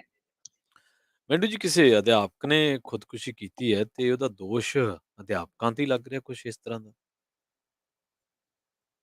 ਹਾਂਜੀ ਦੇਖੋ ਇਹ ਬੜਾ ਗੰਭੀਰ ਮਸਲਾ ਹੈ। ਜੀ। ਮਸਲਾ ਸੁਲਤਾਨਪੁਰ ਲੋਧੀ ਦਾ, ਜਿੱਥੇ ਇੱਕ ਟੀਚਰ ਸੀਗੀ, ਹੂੰ, ਬੀਬੀ ਸੀਗੀ 40 ਕੁ ਸਾਲ ਦੀ। ਤਾਂ ਹੋਇਆ ਕੀ ਆ ਕਿ ਦੱਸਦੇ ਆ ਕਿ ਸਕੂਲ ਦੇ ਵਿੱਚ ਉਹ ਕਿਸੇ ਰੋਜ਼ ਲੇਟ ਹੋਈ ਤੇ ਉਸ ਲੇਟ ਲਤੀਫੀ ਦੇ ਚੱਲਦਿਆਂ ਕੋਈ ਬਹਿਸ ਵਸਈਆ ਹੋਇਆ। ਵੇਖੋ ਸਟਾਫ ਹੁੰਦਾ ਹੈ ਜਾਂ ਆਪਾਂ ਕਿਸੇ ਕੰਪਨੀ 'ਚ ਕੰਮ ਕਰਦੇ ਆ ਤਾਂ ਹੋ ਜਾਂਦਾ, ਉਨੀਕੀ ਹੋ ਜਾਂਦੀ ਆ ਕਈ ਮਰਤਬਾ। ਤਾਂ ਦੱਸਦੇ ਆ ਕਿ ਕੁਛ ਕਿਹਾ ਸੁਣੀ ਹੋਈ ਤੇ ਹੂੰ, ਉਹਤੇ ਬਾਅਦ ਉਹ ਬੀਬੀ ਥੋੜੇ ਅਪਸੈਟ ਹੋਈ, ਜੀ, ਘਰੇ ਆਈ, ਖਾਣਾ ਵਾਣਾ ਖਾਧਾ, ਬਾਪ ਬੇਟਾ ਨਾਲ ਸੀਗੇ। ਤਾਂ ਹੋਇਆ ਕੀ ਹੈ ਕਿ ਉਸ ਤੋਂ ਬਾਅਦ ਗੱਲ ਛਿੜੀ, ਇਹਨਾਂ ਨੇ ਆਖਿਆ ਚਲੋ ਆਪਾਂ ਸਵੇਰੇ ਗੱਲ ਕਰਨੇ ਆ, ਕੀ ਚੱਕਰ ਆ। ਪਰ ਇਸ ਦਰਮਿਆਨ ਉਹ ਬੀਬੀ ਜਿਹੜੀ ਆ ਰੂਮ 'ਚ ਚਲੇ ਜਾਂਦੀ ਆ, ਬੂਹਾ ਨਹੀਂ ਖੋਲਦੀ। ਫਿਰ ਉਹਦੇ ਪੇਕਾ ਘਰ ਕਿਤੇ ਨੇੜੇ ਹੀ ਹੋਣਾ, ਉਹਨਾਂ ਨੂੰ ਬੁਲਾਇਆ ਗਿਆ। ਫਿਰ ਉਹਨਾਂ ਦੀ ਹਾਜ਼ਰੀ 'ਚ ਜਦੋਂ ਬੂਹਾ ਖੋਲਿਆ ਗਿਆ ਤਾਂ ਬੀਬੀ ਫਾਹੇ ਤੇ ਲਮਕੀ ਪਈ ਸੀ, ਤੇ ਕੋਲ ਉਹਨੇ ਸੁਰਖੀ ਦੇ ਨਾਲ ਸਾਰਾ ਕੁਝ ਲਿਖ ਛੱਡਿਆ ਸੀ ਕਿ ਜੋ 2 ਸਾਥੀ ਅਧਿਆਪਕਾਵਾਂ ਨੇ, ਮੈਂ ਇਹਨਾਂ ਨੇ ਜੋ ਮੇਰੀ ਬੇਇੱਜ਼ਤੀ ਕੀਤੀ ਆ, ਮੈਂ ਉਹਦੇ ਚਲਦਿਆਂ ਖੁਦਕੁਸ਼ੀ ਕੀਤੀ ਆ। ਸੋ ਇਹ ਮਾਮਲਾ ਇਸ ਪੱਖੋਂ ਗੰਭੀਰ ਹੋ ਜਾਂਦਾ ਹੈ ਕਿ ਇੱਕ ਤੇ ਆ ਕਿ ਵੇਖੋ ਹੋ ਜਾਂਦੀਆਂ ਨੇ ਗੱਲਾਂ, ਕਈ ਵਾਰ ਆਪਣੇ ਤੋਂ ਵੀ ਗਲਤੀ ਹੁੰਦੀ, ਆਪਾਂ ਖੁਦ ਨੂੰ ਗਲਤ ਨਹੀਂ ਮੰਨਦੇ। ਆਪਾਂ ਮੰਨ ਲਓ ਕਈ ਵਾਰ ਗਲਤ ਹੁੰਦੇ ਆ, ਆਪਾਂ ਨੂੰ ਇਉਂ ਲੱਗਦਾ ਕਿ ਅਸੀਂ ਸਹੀ ਆ, ਪਰ ਐਕਚੁਅਲ ਦੇ ਵਿੱਚ ਕੀ ਹੈ ਕਿ ਹੋ ਸਕਦਾ ਅਸੀਂ ਗਲਤ ਹੋਈਏ, ਅਸੀਂ ਆਪਣੇ ਆਪ ਨੂੰ ਸਹੀ ਮੰਨ ਰਹੇ ਹਾਂ, ਤਾਂ ਜਿਹੜਾ ਸਾਡਾ ਸਾਥੀ ਨਾਲ ਦਾ ਉਹ ਸਾਡੀ ਗਲਤੀ ਨੂੰ ਫੜ ਚੁੱਕਾ। ਇੱਥੇ ਆ ਕੇ ਮਿਸਅੰਡਰਸਟੈਂਡਿੰਗ ਜਿੱਦਾਂ ਕਹਿ ਦਈਏ ਕਿ ਹੋ ਜਾਂਦੀ ਹੈ, ਤਾਂ ਕੋਈ ਵੱਡੀ ਗੱਲ ਨਹੀਂ ਹੈ। ਜੇ ਤੁਹਾਡੇ ਨਾਲ ਕੋਈ ਧੱਕਾ ਕਰਦਾ, ਤੁਹਾਡੇ ਕੋਲ ਤੁਹਾਡਾ ਮਹਿਕਮਾ, ਤੁਹਾਡੇ ਅਫੀਸਰ ਹੁੰਦੇ ਨੇ, ਤੁਹਾਡਾ ਸਿੱਖਿਆ ਮੰਤਰੀ ਹੈ, ਤੁਹਾਡੇ ਉੱਤੇ ਬਥੇਰਾ ਕੁਛ ਆ, ਪੰਚਾਇਤ ਪਰੇ ਹੁੰਦੀ ਹੈ, ਬਹੁਤ ਕੁਝ ਹੋ ਜਾਂਦਾ ਇਲਾਕੇ ਦੇ ਵਿੱਚ, ਆਪਾਂ ਬੈਠੇ ਹੁੰਦੇ ਹਾਂ। ਪਰ ਇਸ ਤਰ੍ਹਾਂ ਦਾ ਇਹ ਕਦਮ ਕੋਈ ਟੀਚਰ ਚੁੱਕੇ ਤੇ ਉਹਦੇ ਸਟੂਡੈਂਟਾਂ ਤੇ ਕੀ ਬੀਤੇਗੀ, ਕਿਉਂਕਿ ਪਿਆਰ ਹੁੰਦਾ ਹੈ ਛੋਟੇ ਛੋਟੇ ਬੱਚਿਆਂ ਨੂੰ ਆਪਣੀਆਂ ਮੈਡਮਾਂ ਦੇ ਨਾਲ, ਆਪਣੇ ਅਧਿਆਪਕਾਂ ਦੇ ਨਾਲ ਇੱਕ ਮੋਹ ਹੁੰਦਾ ਹੈ। ਬਿਲਕੁਲ। ਤਾਂ ਉਹ ਕਿਤੇ ਨਾ ਕਿਤੇ ਸੱਟ ਉਹਨਾਂ ਨੂੰ ਵੀ ਪਹੁੰਚਦੀ ਆ, ਆਪਣਾ ਪਰਿਵਾਰ ਤੇ ਫਨਾਹ ਹੋਇਆ। ਪਰ ਜੇ ਇਸ ਬੀਬੀ ਨੂੰ ਬਹੁਤ ਜ਼ਿਆਦਾ ਜ਼ਲੀਲ ਕੀਤਾ ਗਿਆ ਤੇ ਗੱਲ ਉਹਨਾਂ ਵਾਸਤੇ ਵੀ ਚੰਗੀ ਨਹੀਂ। ਹੁਣ ਮੇਰੇ ਖਿਆਲ ਦੇ ਨਾਲ ਪਰਚਾ ਹੋ ਜਾਣਾ, ਪਰ ਇਸ ਮਾਮਲੇ ਨੇ ਕਾਫੀ ਜ਼ਿਆਦਾ ਇੱਥੇ ਚਰਚਾ ਫੜੀ ਹੈ ਕਿ ਸਾਡੇ ਸਕੂਲਾਂ 'ਚ ਕੀ ਚੱਲ ਰਿਹਾ ਔਰ ਸਾਡੇ ਅਧਿਆਪਕਾਂ ਦੇ ਵਿੱਚ ਕੀ ਚੱਲ ਰਿਹਾ। ਸਾਡੇ ਅਧਿਆਪਕ ਪਹਿਲਾਂ ਵੀ ਆਪਸ ਦੇ ਵਿੱਚ ਖਹਿੰਦੇ ਹੁੰਦੇ ਸਨ, ਲੜਦੇ ਝਗੜਦੇ ਹੁੰਦੇ ਸਨ, ਪਰ ਇਹ ਗੱਲ ਜਿਹੜੀ ਆ ਉਹ ਉਧਰ ਨੂੰ ਤੁਰ ਗਈ ਆ ਜਿੱਧਰ ਦੇ ਮਗਰ ਇੱਕ ਚਰਚਾ ਵੀ ਚੱਲਦੀ ਪਈ ਹੈ ਕਿ ਆਖਰ ਸਾਡੇ ਸਕੂਲਾਂ 'ਚ ਕੀ ਵਾਪਰਦਾ। ਕਿਤੇ ਟੀਚਰ ਨੂੰ, ਅਧਿਆਪਕ ਨੂੰ ਸਟੂਡੈਂਟ ਕੁੱਟ ਦਿੰਦਾ, ਕਿਤੇ ਸਟੂਡੈਂਟ ਨੂੰ ਟੀਚਰ ਜ਼ਿਆਦਾ ਕੁੱਟ ਦਿੰਦਾ, ਕਿਤੇ ਮਰਡਰ ਹੋ ਜਾਂਦਾ ਹੈ, ਕਿਤੇ ਰੇਪ ਹੋ ਜਾਂਦਾ ਹੈ। ਇਹ ਸਾਰਾ ਕੁਝ ਹੈ ਜਿਹੜਾ ਸਕੂਲੀ ਪ੍ਰਬੰਧ ਦੇ ਵਿੱਚ ਜੋ ਚੱਲਦਾ ਪਿਆ, ਇਹ ਠੀਕ ਨਹੀਂ ਹੈ। ਨੂੰ ਇਸ ਸੂਰਤ ਹਾਲ ਨੂੰ ਆਪਾਂ ਇਹ ਕਹਿ ਸਕਦੇ ਹਾਂ ਕਿ ਸੁਖਾਵੀ ਨਹੀਂ ਹੈ ਸਾਡੇ ਵਾਸਤੇ। ਜੀ ਬਿਲਕੁਲ ਮਿੰਟੂ ਜੀ, ਸਮਾਜ ਸਿਆਸਤ ਦੇ ਵਿੱਚ ਵਾਪਰੀਆਂ ਖਬਰਾਂ ਤਾਂ ਸਾਡੇ ਨਾਲ ਜੁੜਦੀਆਂ ਹੀ ਨੇ ਸਿੱਧੇ ਜਾਂ ਸਿੱਧੇ ਤਰੀਕੇ ਨਾਲ, ਪਰ ਜਿਹੜੀ ਹੁਣ ਖਬਰ ਦੇ ਬਾਰੇ ਮੈਂ ਤੁਹਾਨੂੰ ਪੁੱਛਣ ਜਾ ਰਿਹਾ ਉਹ ਤਾਂ ਸਾਡੀ ਜੇਬ ਨਾਲ ਹੀ ਜਾ ਜੁੜਦੀ ਆ। ਰਿਜ਼ਰਵ ਬੈਂਕ ਨੇ ਰੈਪੋ ਰੇਟ ਦਰ ਦੇ ਵਿੱਚ ਵਾਧਾ ਕਰ ਦਿੱਤਾ 0.40% ਦਾ। ਹੁਣ ਦੱਸਦੇ ਵੀ ਹੋਮ ਤੇ ਆਟੋ ਜਿਹੜੇ ਲੋਨ ਆ ਉਹ ਮਹਿੰਗੇ ਹੋ ਜਾਣਗੇ ਤੇ ਮਹਿੰਗਾਈ ਤਾਂ ਫਿਰ ਤੁਹਾਨੂੰ ਪਤਾ ਹੀ ਵਧਣੀ ਹੈ ਜੀ। ਨਹੀਂ, ਇਹਦੇ ਵਿੱਚ ਕੀ ਹੁੰਦਾ ਕਿ ਹੋਮ ਲੋਨ ਸਾਰੀ EMI ਜਿਹੜੀ ਵੱਧ ਜਾਏਗੀ ਨਾ, ਤੁਹਾਡੀ EMI ਵੱਧ ਜਾਏਗੀ ਜੇ ਤੁਸੀਂ ਹੁਣ ਲੋਨ ਲਓਗੇ। ਜਿਵੇਂ ਫਰਜ਼ ਕਰੋ ਤੁਸੀਂ ਹੁਣ ਆ ਫਿਗਰ ਰੱਖਿਆ, ਹਾਂਜੀ, ਇਹਨੂੰ ਹੁਣ ਜੇ ਆਪਾਂ ਫਰਜ਼ ਕਰੋ ਅੱਗੇ 6% ਹੈ, 6% ਦੀ ਦਰ ਦੇ ਨਾਲ ਤੁਸੀਂ ਇੰਟਰਸਟ ਲਿਆ 10 ਲੱਖ ਰੁਪਏ, ਜੀ 10 ਲੱਖ ਰੁਪਏ ਜਿਹੜਾ ਹਾਊਸ ਲੋਨ ਲੈ ਲਿਆ, ਉਹਦੀ EMI ਬਣੇਗੀ 6% ਦੇ ਹਿਸਾਬ ਨਾਲ 7164 ਬਣ ਗਈ। 20 ਸਾਲ ਦਾ ਉਹ ਲਾ ਲਓ ਕਿ ਲੋਨ ਹੈ, ਤੇ ਉਹ ਜੇ ਵਿਆਜ ਲਾਓਗੇ ਤਾਂ ਬਣ ਜਾਣੀ ਆ ਟੋਟਲ ਜੇ ਰਕਮ ਆਪਾਂ ਦੇਖੀਏ ਤਾਂ 7,19,435। ਠੀਕ ਹੈ ਨਾ। ਸੋ ਉਹ ਵਿਆਜ ਜਿਹੜੀ ਆ ਉਹ ਇੰਨੀ ਬਣ ਜਾਏਗੀ ਅੱਗੇ ਜਾ ਕੇ 7164 ਦੇ ਹਿਸਾਬ ਨਾਲ EMI। ਪਰ ਜੇ ਤੁਸੀਂ ਹੁਣ ਇਹਨੂੰ ਜੋੜ ਲਓਗੇ 0.40% ਨੂੰ, ਮਤਲਬ ਕਿ ਅੱਧ ਫੀਸਦ ਤੋਂ ਥੋੜਾ ਜਿਹਾ ਘੱਟ, ਤਾਂ ਹੁਣ ਇਹ ਜਿਹੜੀ ਰੇਟ ਵਧੇਗੀ ਤਾਂ ਇਹੀ EMI ਜਿਹੜੀ ਉਹ 73 ਰੁਪਏ 97 ਪੈਸੇ ਬਣ 7397 ਪੈਸੇ 97 ਰੁਪਏ 7397। ਦੂਜੀ ਕਿਹੜੀ ਸੀ? ਉਹ ਸੀ ਆਪਣੀ 7164 ਪੁਰਾਣੀ ਰੈਪੋ ਰੇਟ ਤੇ। ਰੈਪੋ ਰੇਟ ਕੀ ਹੁੰਦਾ? ਰੈਪੋ ਰੇਟ ਹੁੰਦਾ ਹੈ ਕਿ ਜਿੱਦਾਂ ਮੰਨ ਲਓ ਕਿ RBI ਹੈ, ਉਹ ਬੈਂਕਾਂ ਨੂੰ ਲੋਨ ਦੇ ਰਿਹਾ ਨਾ, ਉਹਦੀ ਇੱਕ ਦਰ ਹੈ, ਉਹਦੇ ਵਿੱਚ ਪੁਆਇੰਟ ਦਾ ਇਜ਼ਾਫਾ ਹੋ ਗਿਆ। ਹੁਣ ਜਿਹੜਾ ਬੈਂਕ ਅੱਗੇ ਆਪਣੇ ਗਾਹਕਾਂ ਨੂੰ ਦੇ ਰਿਹਾ ਵਾ, ਸਮਝਦੇ ਹੋ ਨਾ, ਉਹਦਾ ਇੰਟਰਸਟ ਵੀ ਵੱਧ ਗਿਆ, ਇੰਟਰਸਟ ਰੇਟ ਉਹਦਾ ਵੀ ਵੱਧ ਗਿਆ। ਤਾਂ ਹੁਣ ਇਹਦੇ ਚ ਕੀ ਹੋਏਗਾ ਕਿ ਜਿਵੇਂ ਆਪਾਂ ਉਹ ਬਣਾਇਆ ਕਿ 20 ਸਾਲ ਦਾ ਜੇ ਕਿਸੇ ਨੇ ਲੋਨ ਲੈਣਾ ਹੋਵੇ ਤਾਂ ਉਹਦੀ EMI ਬਣੀ 7164 10 ਲੱਖ ਦੀ। ਪਰ ਇੱਥੇ ਕਿੰਨੀ ਬਣ ਗਈ? ਇਹ ਜਿਹੜਾ ਤੁਸੀਂ ਫਿਗਰ ਦੱਸਿਆ ਇਹਦੇ ਨਾਲ ਕਿੰਨਾ ਫਰਕ ਪੈ ਗਿਆ? ਇਹ ਬਣ ਗਿਆ 7397 ਰੁਪਏ EMI, 233 ਰੁਪਏ ਦਾ। ਔਰ ਕੁੱਲ ਮਿਲਾ ਕੇ 20 ਸਾਲ ਦਾ ਜੇ ਕੇਸ ਆ ਤਾਂ ਫਿਰ ਤੁਹਾਡੀ ਰਕਮ ਜਾਏਗੀ ਇਹਦੇ ਵਿੱਚ 17,75,274 ਰੁਪਏ। ਇਹ ਤੁਹਾਨੂੰ ਦੇਣੇ ਪੈਣਗੇ, ਮਤਲਬ ਕਿ 55,000 ਰੁਪਇਆ ਇਹਦੇ ਨਾਲ ਵੱਧ ਜਾਏਗਾ। ਸੋ ਮਾਮੂਲੀ ਜੇ ਪੁਆਇੰਟ ਦੇ ਨਾਲ ਇੰਨਾ ਜ਼ਿਆਦਾ ਇਜ਼ਾਫਾ ਹੋ ਜਾਏਗਾ। ਸੋ ਇੱਕ ਕੈਲਕੂਲੇਸ਼ਨ ਹੈ ਮੋਟੇ ਤੌਰ ਤੇ। ਤਾਂ ਖੈਰ ਇਹ ਹੋਣਾ ਹੀ ਸੀਗਾ ਜੀ। ਦੇਖੋ ਰੈਪੋ ਰੇਟ ਵਧਿਆ ਨਹੀਂ ਸੀਗਾ ਹਾਂਜੀ 20 ਤੋਂ ਬਾਅਦ, ਜੀ। ਪਰ ਹੁਣ ਇਨਫਲੇਸ਼ਨ ਵੱਧ ਗਈ ਆ, ਹੂੰ ਸਾਰੀਆਂ ਚੀਜ਼ਾਂ ਜਿਹੜੀਆਂ ਨੇ ਕੋਈ ਹੋਰ ਚਾਰਾ ਨਹੀਂ ਬਚਿਆ। ਇਹਨਾਂ ਨੇ ਵਧਾ ਦਿੱਤਾ ਅਖੀਰ, ਤਾਂ ਇਹਦਾ ਮਤਲਬ ਕਿ ਖਤਰੇ ਦਾ ਘੰਟਾ ਵੱਜ ਚੁੱਕਾ ਹੈ ਜੀ ਇੰਡੀਅਨ ਲੋਕਾਂ ਵਾਸਤੇ ਕਿ ਜੀ ਆਉਣ ਵਾਲੇ ਦਿਨਾਂ 'ਚ ਇਨਫਲੇਸ਼ਨ ਤੇ ਵੱਟ ਕੱਢੀ ਜਾਂਦੀ ਹੈ ਔਰ ਕੱਢੇਗੀ ਹੋਰ, ਤੇ ਹੂੰ ਨਾਲ ਕਰਜ਼ਾ ਵੀ ਮਹਿੰਗਾ ਹੋ ਗਿਆ। ਸੋ ਜਦੋਂ ਕਰਜ਼ਾ ਮਹਿੰਗਾ ਹੁੰਦਾ ਹੈ ਤਾਂ ਇੱਕ ਨੁਕਸਾਨ ਹੋਰ ਵੀ ਹੁੰਦਾ ਹੈ ਨਾ, ਜੀ ਕਿ ਫਿਰ ਲੋਕ ਲੋਨ ਲੈਣ ਤੋਂ ਝਿੱਸੀ ਵੱਟਦੇ ਆ। ਤਾਂ ਹੂੰ ਜਦੋਂ ਲੋਨ ਨਹੀਂ ਨਿਕਲਣਗੇ ਨਾ, ਤੁਹਾਡਾ ਬੈਂਕਿੰਗ ਸੈਕਟਰ, ਤੁਹਾਡੀ ਇਕੋਨਮੀ, ਉਹ ਸਾਰੇ ਤੇ ਅਸਰ ਪੈਂਦਾ। ਜੀ ਜੀ ਮਿੰਟੂ ਜੀ, ਮੈਂ ਤਾਂ ਸੋਚ ਰਿਹਾ ਸੀਗਾ ਵੀ ਤੁਸੀਂ ਸ਼ਾਇਦ ਉਹ ਵੀ ਪੱਖ ਛੋੜੋਗੇ ਵੀ ਨਿੰਬੂ ਲੈਣ ਵਾਸਤੇ ਜੇ ਕਿਸੇ ਨੇ ਲੋਨ ਲੈਣਾ ਹੋਇਆ ਤਾਂ ਨਿੰਬੂ ਤਾਂ ਮਹਿੰਗਾ ਹੀ ਮਹਿੰਗਾ, ਲੋਨ ਵੀ ਮਹਿੰਗਾ ਹੋ ਗਿਆ। ਨਹੀਂ, ਨਿੰਬੂ ਸਸਤੇ ਹੋ ਗਏ ਨੇ ਜੀ, ਅੱਛਾ, ਹੁਣ ਕਿੰਨਾ ਨਿੰਬੂ ਕੁ ਫ਼ਰਕ ਸਸਤੇ ਪੈ ਹੋ ਗਿਆ ਗਏ। ਜੀ ਹੁਣ? ਹਾਂਜੀ, ਹਾਂ ਬਿਲਕੁਲ ਹੀ ਥੱਲੇ ਆ ਗਏ ਨੇ ਬਿਲਕੁਲ। ਚਲੋ ਫਿਰ ਤਾਂ ਠੀਕ ਹੈ, ਇੱਕ ਰਾਹਤ ਦੀ ਖਬਰ ਵੀ ਦੇ ਦਈਏ ਫਿਰ ਜਾਂਦੇ ਹੈ ਨਾ ਜੀ, ਨਿੰਬੂ ਸਸਤੇ ਹੋ ਗਏ ਜੀ। ਹਾਂਜੀ, ਹਾਂਜੀ, ਹਾਂਜੀ ਸ਼ਿਕੰਜਵੀ ਵੀ ਪੀ ਸਕਦੇ। ਸਕੰਜ ਵੀ ਪੀ ਸਕਦੇ। ਮਿੰਟੂ ਜੀ ਬਹੁਤ ਬਹੁਤ ਧੰਨਵਾਦ। ਸ਼ੁਕਰੀਆ ਜੀ। ਜੀ ਜੀ। ਸੋ ਇਹ ਸਨ ਆਪਣੇ ਨਾਲ ਪੰਜਾਬ ਤੋਂ ਜੁੜੇ ਮਿੰਟੂ ਗੁਰਸਰੀਗਾ ਜੀ, ਜਿਨ੍ਹਾਂ ਨੇ ਬਹੁਤ ਅਹਿਮ ਜਾਣਕਾਰੀਆਂ ਆਪਾਂ ਨੂੰ ਦਿੱਤੀਆਂ ਨੇ। ਜਾਂਦੇ ਜਾਂਦੇ ਇੱਕ ਹਲਕੀ ਜਿਹੀ ਚਰਚਾ ਵੀ ਆਪਾਂ ਕਰਦੇ ਗਏ ਹਾਂ, ਨਿੰਬੂ ਸਸਤੇ ਹੋ ਗਿਆ ਤੁਹਾਨੂੰ ਵੀ ਦੱਸ ਦੇਈਏ। ਹੁਣ ਆਪਾਂ ਰੁਕਾਂਗੇ ਇੱਕ ਛੋਟੇ ਜਿਹੇ ਬ੍ਰੇਕ ਦੇ ਲਈ ਪ੍ਰੋਗਰਾਮ ਖਬਰ ਤੇ ਨਜ਼ਰ ਦੇ ਵਿੱਚ, ਤੇ ਇਸ ਤੋਂ ਬਾਅਦ ਆਪਾਂ ਕੁਝ ਅਹਿਮ ਹੋਰ ਖਬਰਾਂ ਤੇ ਵੀ ਕਰਾਂਗੇ ਝਾਤਖੋਰੀ। ਜੁੜੇ ਰਹੋ ਪੰਜਾਬੀ ਰੇਡੀਓ ਯੂਐਸਏ ਦੇ ਨਾਲ, ਕਿਤੇ ਨਾ ਜਾਇਓ। ਹੁਣੇ ਮੁੜਦੇ ਹਾਂ, ਹੁਣੇ ਵਾਪਸ ਆਵਾਂਗੇ ਇੱਕ ਛੋਟੇ ਜਿਹੇ ਬ੍ਰੇਕ ਤੋਂ ਬਾਅਦ।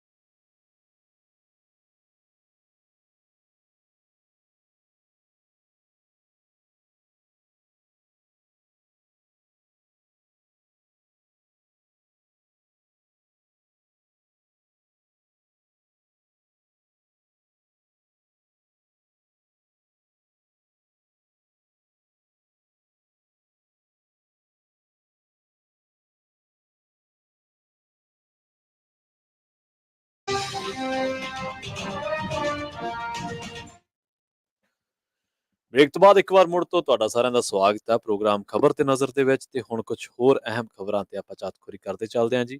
ਸ਼ੁਰੂਆਤ ਕਰਦੇ ਹਾਂ ਆਪਾਂ ਖਬਰਾਂ ਦੀ ਮਹਾਰਾਸ਼ਟਰ ਤੋਂ, ਜਿੱਥੇ ਮਸਜਿਦਾਂ ਦੇ ਉੱਤੇ ਸਪੀਕਰ ਲਾਉਣ ਕਰਕੇ ਜਿਹੜੇ ਆ ਫਿਰਕੂ ਤਨਾਅ ਜਿਹੜਾ ਉਹ ਇੱਕ ਵਾਰੀ ਫਿਰ ਸਿਖਰਾਂ ਤੇ ਹੈ। ਅਸਲ ਦੇ ਵਿੱਚ ਇਹਦੇ ਤੇ ਜਿਹੜੀ ਸਿਆਸਤ ਹੋ ਰਹੀ ਹੈ ਉਹ ਮਹਾਰਾਸ਼ਟਰ ਨਵ ਨਿਰਮਾਣ ਸੈਨਾ ਕਰ ਰਹੀ ਹੈ। ਉਹਦੇ ਵਰਕਰਾਂ ਨੇ ਮੁੰਬਈ ਦੇ ਵਿੱਚ ਇੱਕ 4 ਕੋਪ ਇਲਾਕਾ ਪੈਂਦਾ ਵਾ, ਤੇ ਉਸ ਇਲਾਕੇ ਦੇ ਵਿੱਚ ਮਸਜਿਦ ਦੇ ਨੇੜੇ ਲਾਊਡ ਸਪੀਕਰ ਤੇ ਹਨੂਮਾਨ ਚਾਲੀਸਾ ਵਜਾਇਆ। ਇੱਕ ਦਿਨ ਪਹਿਲਾਂ ਹੀ ਪਾਰਟੀ ਦੇ ਮੁਖੀ ਰਾਜ ਠਾਕਰੇ ਨੇ ਲਾਊਡ ਸਪੀਕਰਾਂ ਦੇ ਵਿੱਚ ਅਜ਼ਾਨ ਦੇ ਵਿਰੋਧ ਦੇ ਵਿੱਚ ਭਜਨ ਵਜਾਉਣ ਦਾ ਸੱਦਾ ਦਿੱਤਾ ਸੀ। ਵੀਡੀਓ ਦੇ ਵਿੱਚ ਪਾਰਟੀ ਦੇ ਝੰਡੇ ਨਾਲ MNS ਦੇ ਵਰਕਰ ਤੇ ਉਹਨਾਂ ਦੇ ਨਾਲ ਕੁਝ ਹੋਰ ਲੀਡਰ ਵੀ ਸੀਗੇ। ਉਹਨਾਂ ਨੇ ਫਿਰ ਚਾਰਕੋਪ ਇਲਾਕੇ ਦੇ ਵਿੱਚ ਮਸਜਿਦ ਦੇ ਨੇੜੇ ਉੱਚੀ ਇਮਾਰਤ ਤੋਂ ਲਾਊਡ ਸਪੀਕਰ ਤੇ ਹਨੂਮਾਨ ਚਾਲੀਸਾ ਵਜਾਇਆ। ਤੇ ਵੀਡੀਓ ਦੇ ਵਿੱਚ ਮਸਜਿਦ ਦੇ ਲਾਊਡ ਸਪੀਕਰ ਤੋਂ ਅਜ਼ਾਨ ਦੀ ਹਲਕੀ ਹਲਕੀ ਆਵਾਜ਼ ਵੀ ਤੁਸੀਂ ਦੇਖ ਸਕਦੇ ਹੋ, ਜਿਹੜੀ ਇਹ ਵੀਡੀਓ ਵਾਇਰਲ ਹੋਈ ਹੈ।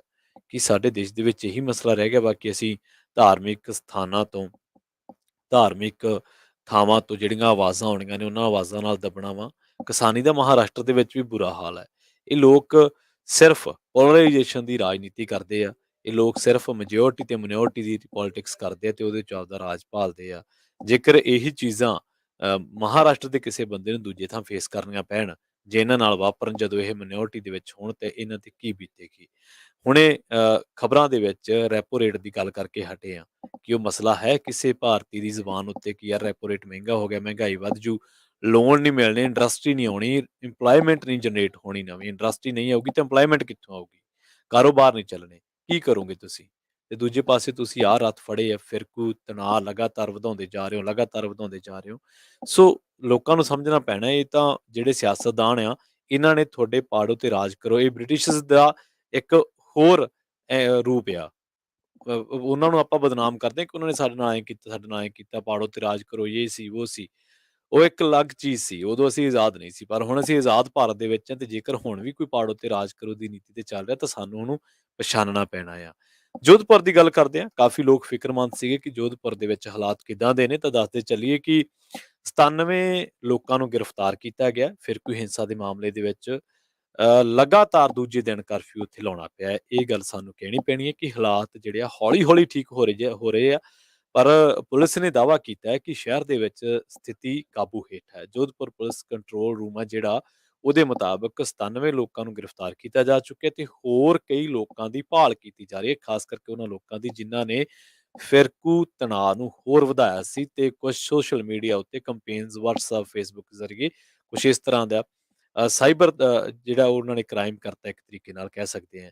ਤਾਂ ਹੁਣ ਜਿਹੜੀ ਇਹ ਸਥਿਤੀ ਕੱਲ ਰਾਤ ਤੋਂ ਉੱਥੇ ਠੀਕ ਆ, ਕੋਈ ਨਵੀਂ ਅਣਸੁਖਾਵੀਂ ਘਟਨਾ ਨਹੀਂ ਵਾਪਰੀ ਹੈ, ਨਾ ਹੀ ਵਾਪਰੇ ਤਾਂ ਚੰਗਾ ਹੈ। ਸਰਕਾਰਾਂ ਨੂੰ ਇਹਨਾਂ ਚੀਜ਼ਾਂ ਨੂੰ ਕੰਟਰੋਲ ਕਰਨਾ ਔਖਾ ਨਹੀਂ ਹੈ, ਪਰ ਕਈ ਵਾਰੀ ਫਿਰਕੂ ਤਣਾਅ ਵਧਾਉਣ ਕਰਕੇ ਹੀ ਸਰਕਾਰਾਂ ਦੀ ਪੋਲਰਾਈਜੇਸ਼ਨ, ਜਿਹੜੀ ਧਾਰਮਿਕ ਕਤਾਰਬੰਦੀ ਹੈ, ਪਾਲਾਬੰਦੀ ਹੈ, ਉਹ ਮਜ਼ਬੂਤ ਹੋ ਜਾਂਦੀ ਹੈ।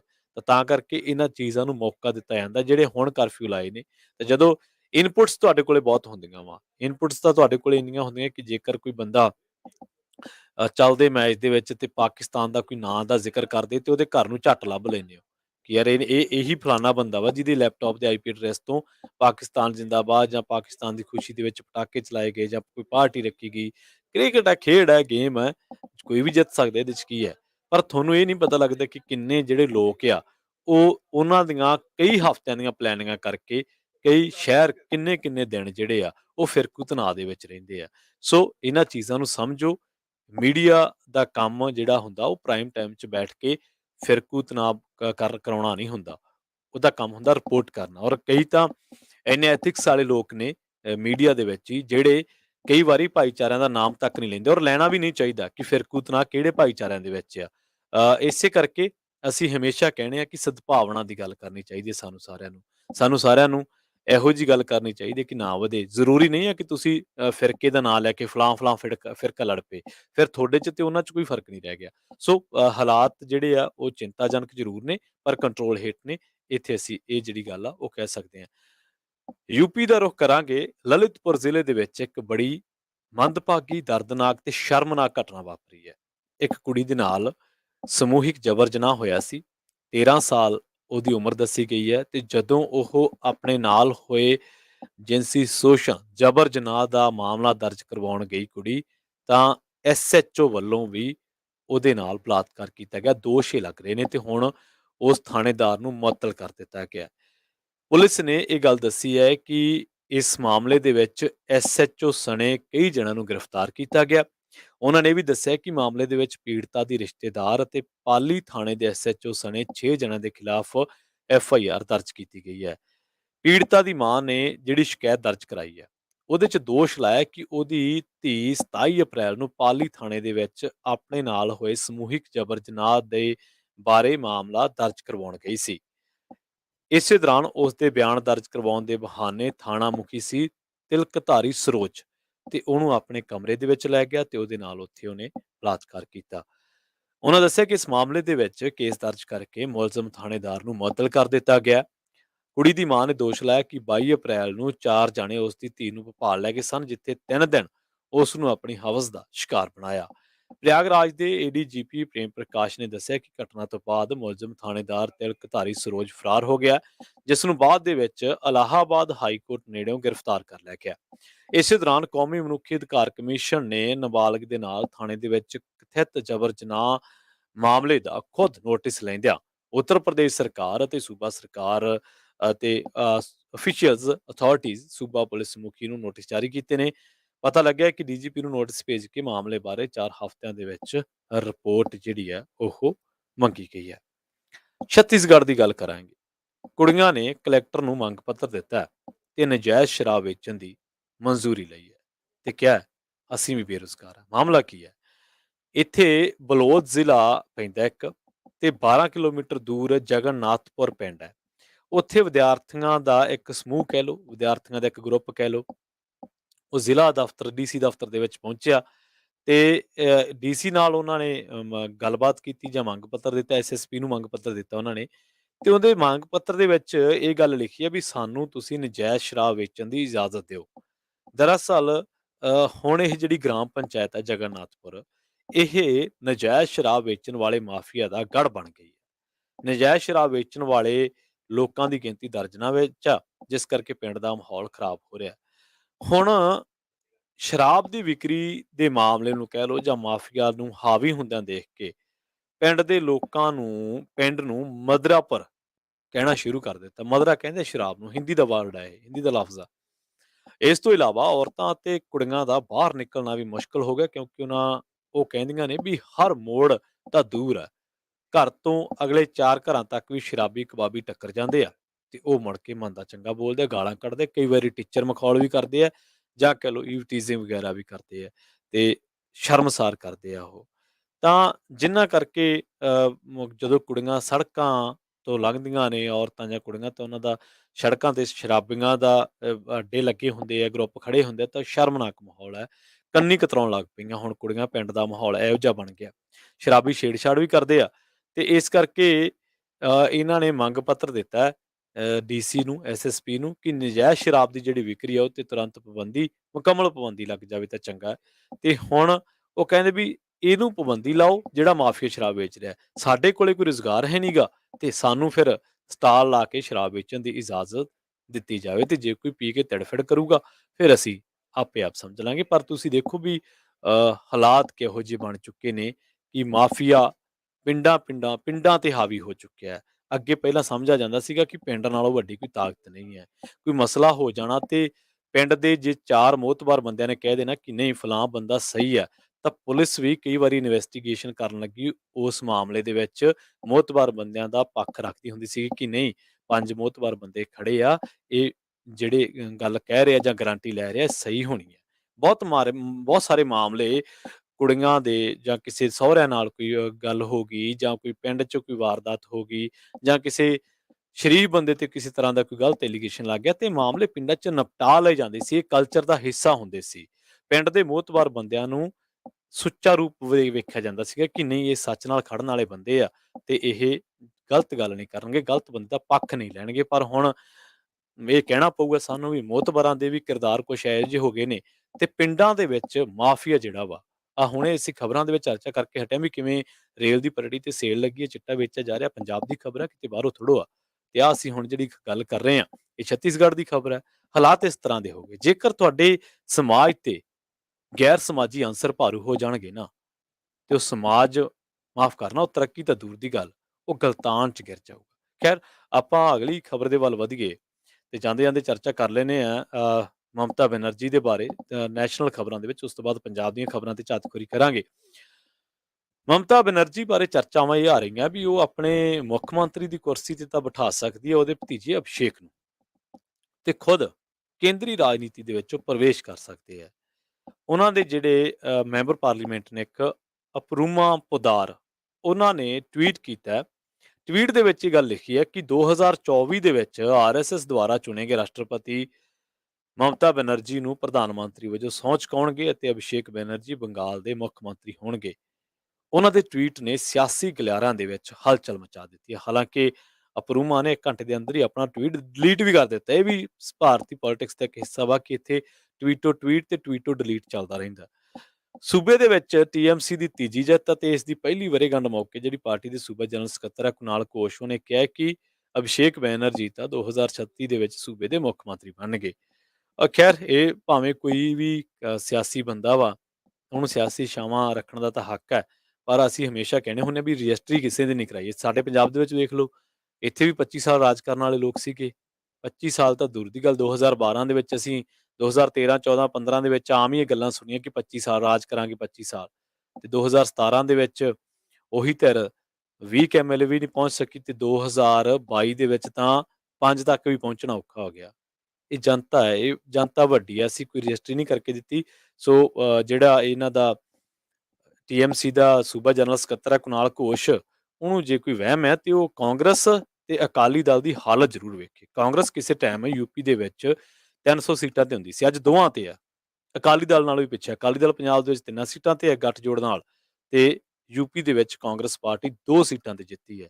ਕੁਨਾਲ ਘੋਸ਼ ਜੀ ਜ਼ਰਾ ਇਹਨਾਂ ਆંકੜਿਆਂ ਦੇ ਗੌਰ ਕਰ ਲੈਣ, ਜਿਹੜੇ ਕਹਿੰਦੇ ਕਿ ਅਭਿਸ਼ੇਕ ਬੈਨਰਜੀ 2036 ਦੇ ਸੂਬੇ ਦੇ ਮੁੱਖ ਮੰਤਰੀ ਬਣਨਗੇ। ਪਰ ਹਾਂ, ਇਹ ਗੱਲ ਜ਼ਰੂਰ ਕਹਿਣੀ ਬਣਦੀ ਹੈ ਕਿ ਮਮਤਾ ਬੈਨਰਜੀ ਨੇ ਜਿਸ ਤਰੀਕੇ ਨਾਲ ਮੋਦੀ ਤੇ ਅਮਿਤ ਸ਼ਾਹ ਦੀ ਜੋੜੀ ਨੂੰ ਉੱਥੋਂ ਹਰਾ ਕੇ ਭੇਜਿਆ, ਤੇ ਉੱਥੇ ਮੋਦੀ ਸਾਹਿਬ ਤੇ ਅਮਿਤ ਸ਼ਾਹ ਜੀ ਏਦਾਂ ਮੁੜੇ ਜਿਵੇਂ ਮੇਲੇ ਤੋਂ ਜਦੋਂ ਆਪਣੇ ਕੋਲੇ ਪੈਸੇ ਹੀ ਮੁੱਕ ਜਾਂਦੇ ਤੇ ਚੀਜ਼ਾਂ ਵੀ ਕਈ ਵਾਰੀ ਦੂਜੇ ਫੜ ਲੈਂਦੇ ਤੇ ਆਪਾਂ ਮੂੰਹ ਜਿਹਾ ਲਟਕਾ ਕੇ ਤੁਰੇ ਆਉਣੇ ਹੁੰਦੇ ਆ। ਉਵੇਂ ਆਉਂਦੇ ਸੀ ਉਹ ਬੰਗਾਲ ਦੇ ਵਿੱਚ, ਉਵੇਂ ਮੋੜਿਆ ਉਹਨਾਂ ਨੂੰ, ਬੇਰੰਗ ਚਿੱਠੀ ਵਾਂਗੂ ਵਾਪਸ ਮੋੜਤਾ।